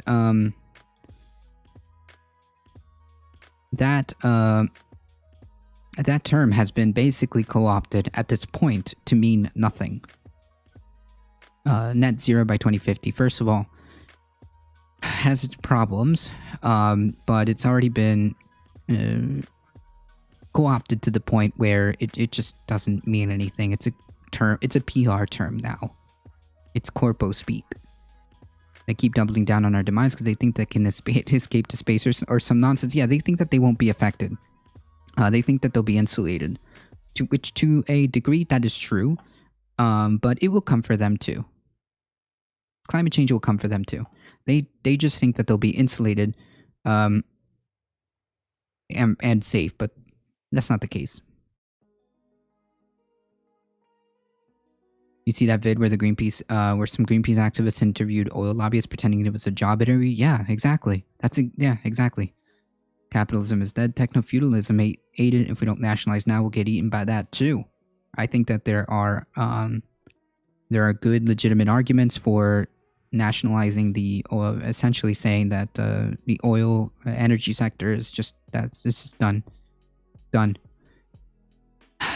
There's no reason why we need to rely on private corporations at this point when they clearly have no indication of they're showing no indication that they care whatsoever. The only thing that seems to be driving them is whatever profits they can produce to their shareholders in the next quarter.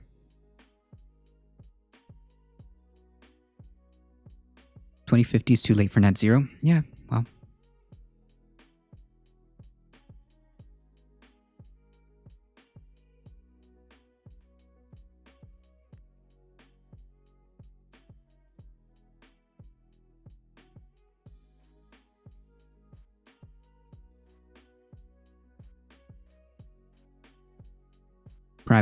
Private oil has been the number one roadblock. Certainly, they've been a massive problem.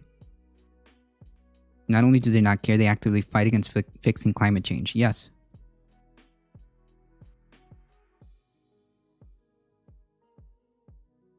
In response, McKinsey said reaching net zero carbon emissions by 2050 requires engaging with high-emitting sectors to help them transition. Walking away from these sectors might appease some critics, but it would do nothing to solve the climate challenge.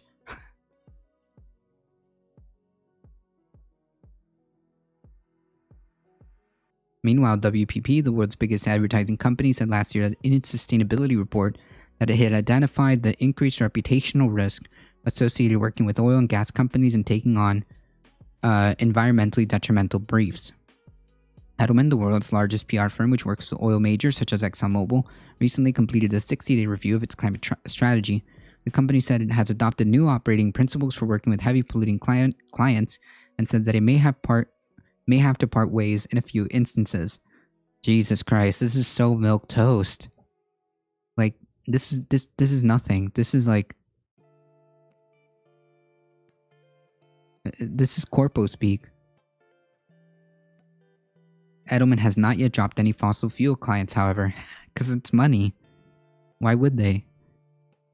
More recently, Edelman sought to defend its work with oil and gas companies, telling the Financial Times that it needs to be in the room with them because they are the ones who require the most help in these poor oil companies. Will somebody think of the large, multi-billion-dollar oil industry? Will somebody just please take them into consideration? Will just somebody think about the oil giants? I mean, it's so inconsiderate.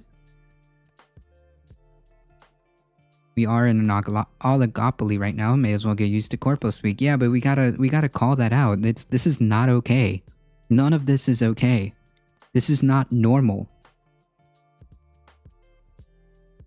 Empirically, that is false. Christine Arena, former executive and vice president at Edelman, who resigned in 2015 over the firm's stance on climate change, told CNBC, there is not only merit to the argument that PR firms played a central role, there's a direct evidence that they have played a central role, and I would note that not a single CEO of an ad or a PR firm has acknowledged the problem. A spokesperson for Edelman did not respond for a request for comment. None of them want to talk about this, but we must because this represents our industry's greatest contribution to the climate crisis, and this needs to be discussed openly and solved proactively. If I were advising clients through a crisis of this nature, the last thing I would advise is no comment. She added, noting that this response all guarantees that the issue will escalate. Last month, more than 450 scientists called on PR firms and ad agencies to drop their fossil fuel clients and stop spreading climate disinformation. It was the first time so many scientists had come together to call out the role of PR in advertising fueling the climate crisis. Yeah, this must be bad. It's all really freaking bad when there's like hundreds of scientists being this vocal.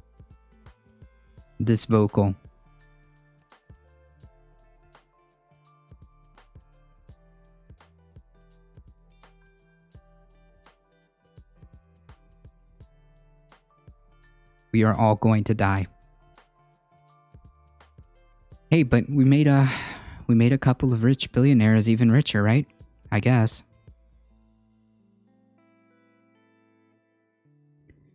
I guess we made some handful of people richer, right? That's what really matters at the end of the day. The left can come together without BS. We have a shot. It's very rough. That being said, there is a shot, but the reality is the situation doesn't look good. It's not to be sugarcoated.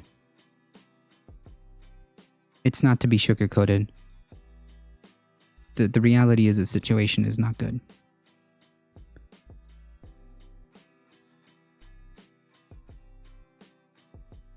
I would say if we wanted to be more exact, a plutocracy? Yeah, maybe. Duncan Miaso, a campaign director at Clean Creatives, a US-based working group to disentangle the PR firm from the fossil fuel sector, told CNBC via phone that it is important to recognize that most fossil fuel advertisements are not trying to sell their product. Okay, it doesn't matter. Instead, they're typically designed to demonstrate how the company supports innovation or to emphasize its important transition to the renewable energy, but it's not happening. Why? You're not... it's not true. It's not real. It's all manufactured.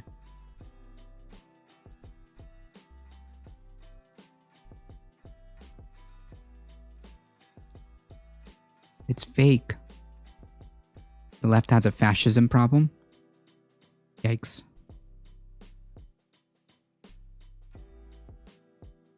Left has a lot of issues.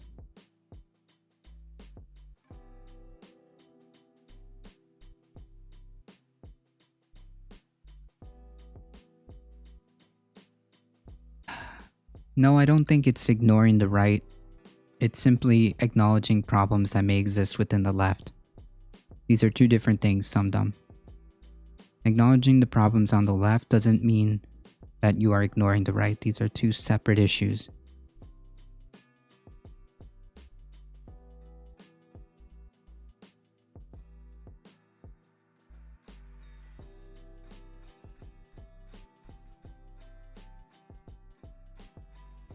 Instead, they're typically designed to demonstrate how company supports innovation or emphasize its importance in transition to renewable energy.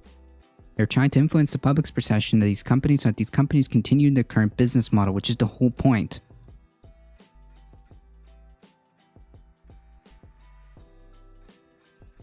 That's the whole point of this.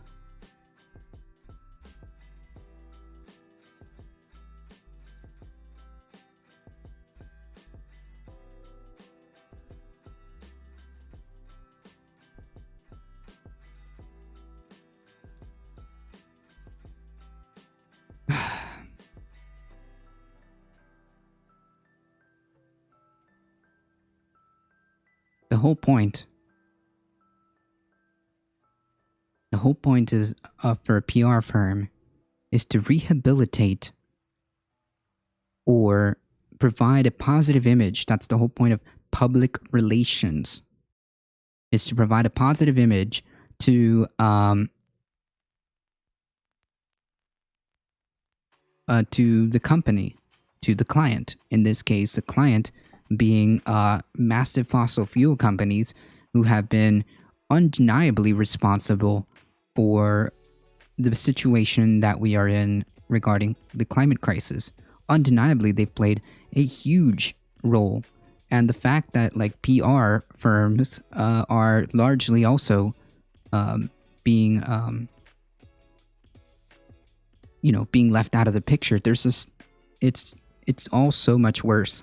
It all gets just so much worse, especially after going over the problems with greenwashing. The reason why that happens is because these PR firms make it so.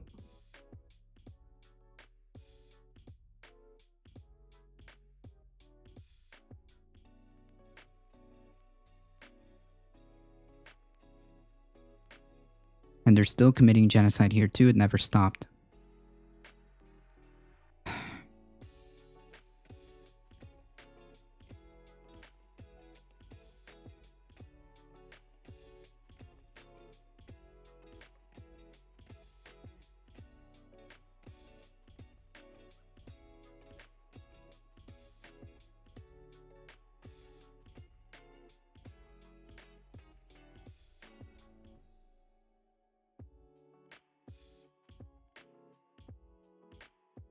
And the sad part about this all, is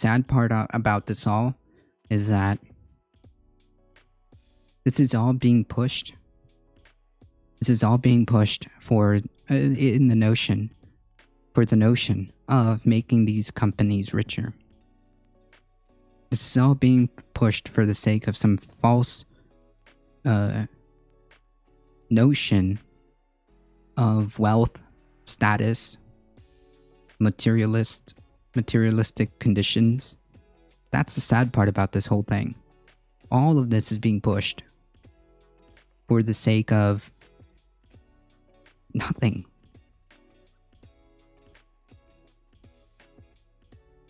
It's all for the sake of nothing. If we're all gonna die, we might as well fight till then. Yeah, I mean, that's all we can do.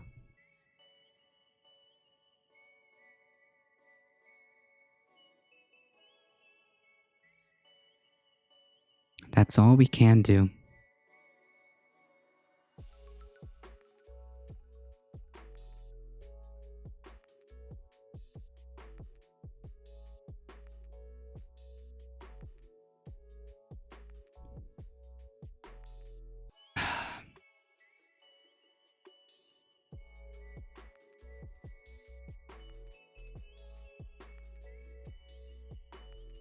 In the latest attempt to push fossil fuels,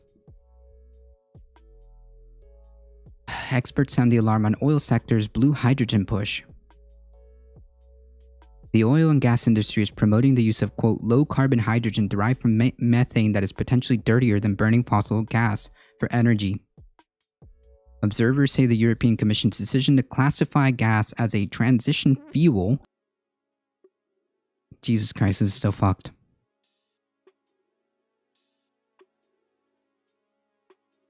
In its green investment leaves the door open to blue hydrogen projects with exaggerated climate credentials, i.e., it's being pushed as a way of finagling the continuation of fossil fuels. Blue hydrogen is basically nothing but a smokescreen for more air pollution, mining, and fossil fuel use with hardly any CO2 benefit. It's not about CO2 benefit. It's not about whatever. It's about profit. It's about profit.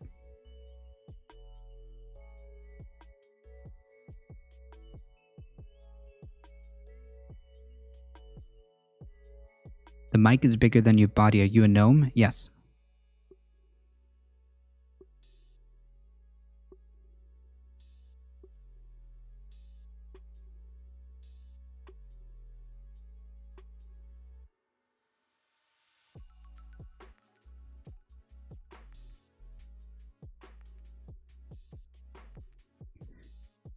I think that I think where it matters, it's a distinction without a difference. I think where it matters, it's a distinction without a difference.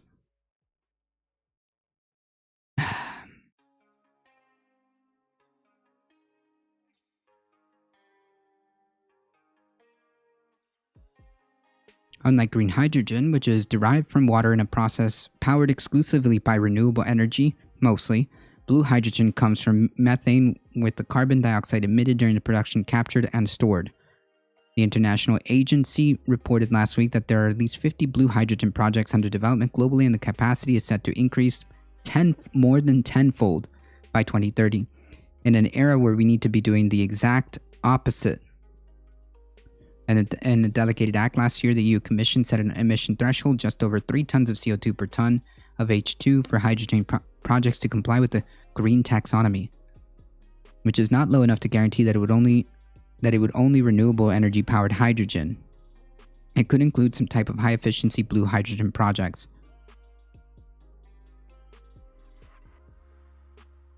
Yeah, so it's being told we're being told that never mind the reality of the crisis. It's okay because we need to continue. We need to continue to develop. We need to continue to push and pump fossil fuels. It's okay because we're being told that this is renewable or at least less problematic, when in the reality it is not. The complete lack of empathy for lives lost for the sake of profit is in the same of both parties. I agree. I agree.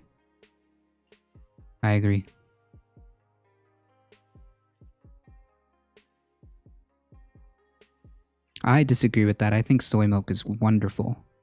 I love soy.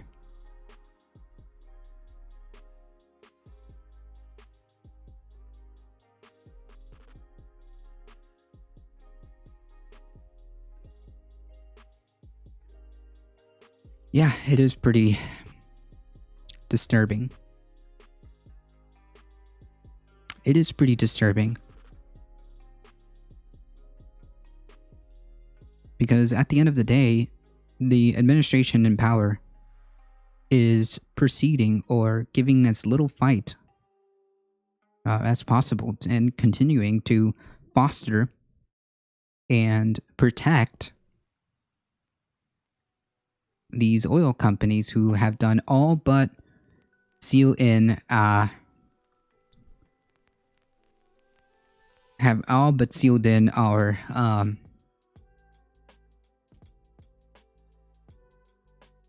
horrifying future, to say the least.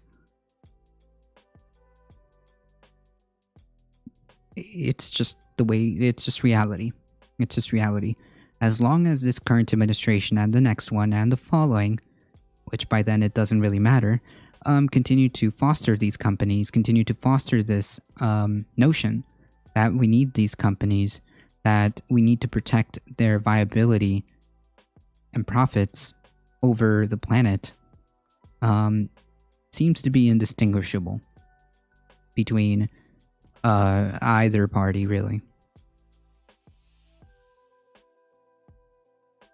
Solar, wind, and renewables too hard to keep in, just large infrastructure as tech improves. As long as the oil gas has the money, they will always do to fight to keep dependence. Yeah, of course. I mean, it's the only thing that... this is the end game of capitalism, is it not? That's monopoly. They want to make sure that they're indispensable. They want to protect their profits. That's the whole point. That's why you're in business. That's why you're a multinational corporation. The only thing that you need to be worrying about is profit at all costs. Profit above all. That is literally their only motivation.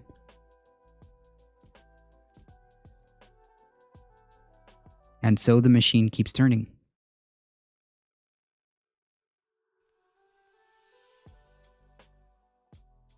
And so the machine keeps turning, unencumbered.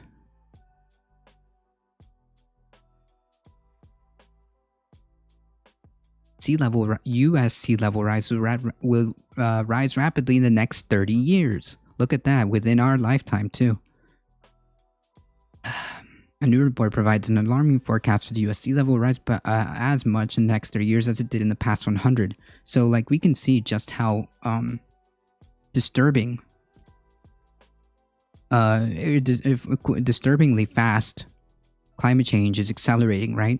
I suspect that a lot of this has to do with feedback loops that haven't been quite measured as of yet. It seems to me like the more we find out, the more data we gather, the worse it seems. Especially when it comes to the nature of how fast this is progressing. Especially when it comes to the nature of how fast this is progressing, because, like, once those feedback loops start kicking in, we have no idea. We actually have very limited information about how rapidly this is accelerating, right? We have no idea how rapidly this is going to start accelerating once the snowball is dropped. Once that snowball rolls off the mountain, it's not good, if it hasn't already. Did you hear about the permafrost exploding in Siberia? No. Jesus Christ. It's so hard to keep up with all these things, because it seems to me like there's always a new incident. Permafrost explosion.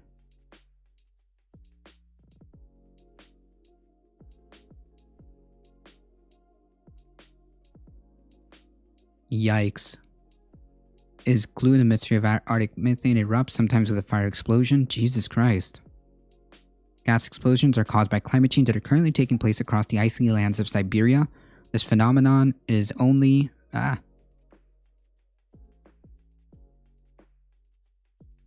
is only noticed recently and is creating random craters in different parts of the country. Holy yikes.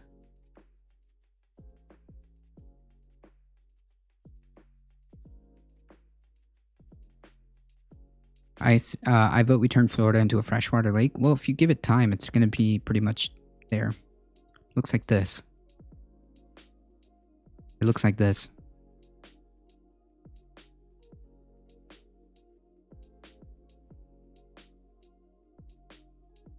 This has also been noted in Alaska, I think, too. The permafrost blowing up.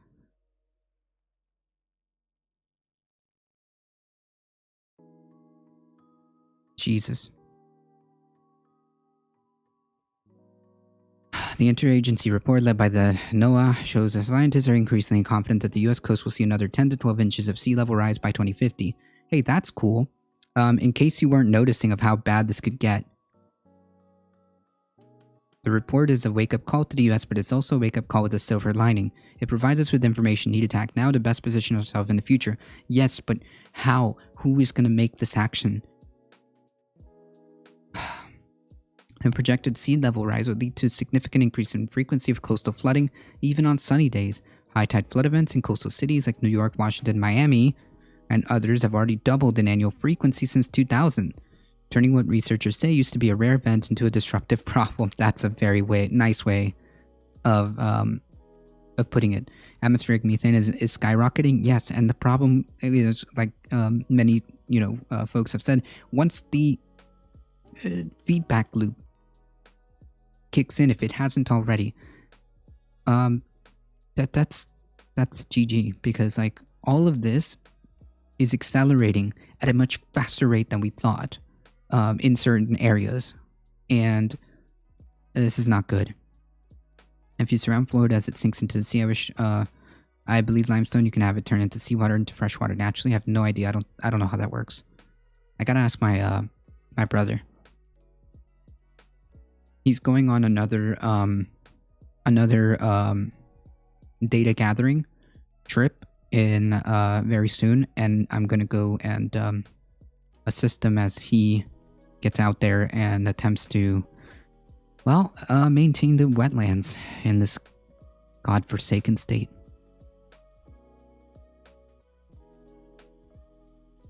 He has been doing numerous amount of projects around the wetlands here in an attempt to maintain them and gather data on their health and on their sustainability, on their ecological health, and obviously doing what researchers do, but it doesn't look good. Even common wind events cause seasonal high tides, cause regular high tide flooding within coastal communities, affecting homes, businesses, and overloading stormwater and wastewater systems. That is basically the TLDR. That things are accelerating at a much faster pace, and I assume that that will be the continuation of this, right?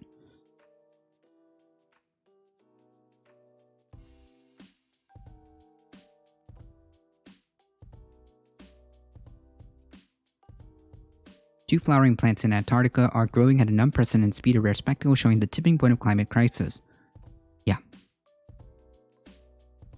Jim, thank you for the follow, appreciate that.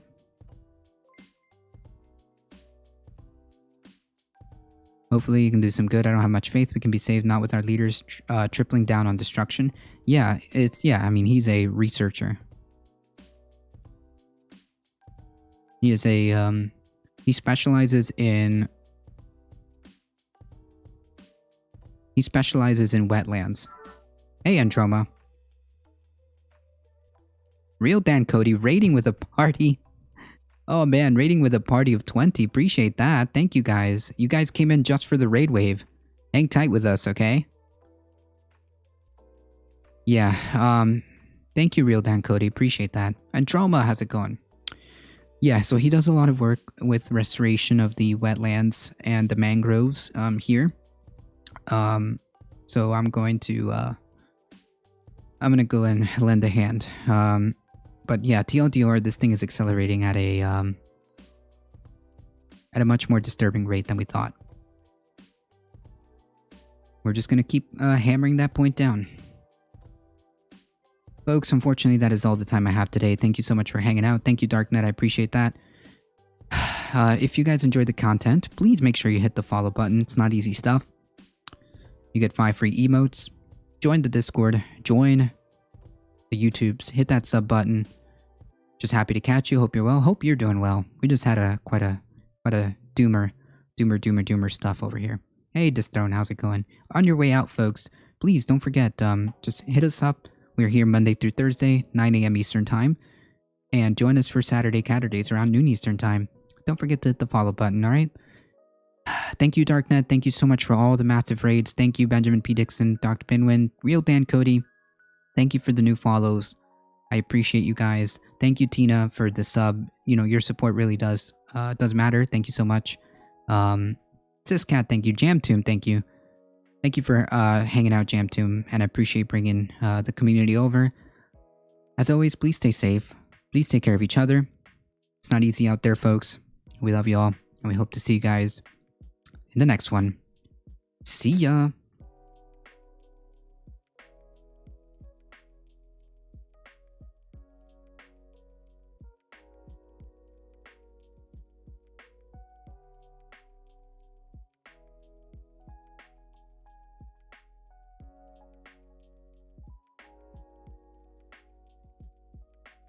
I think this is appropriate.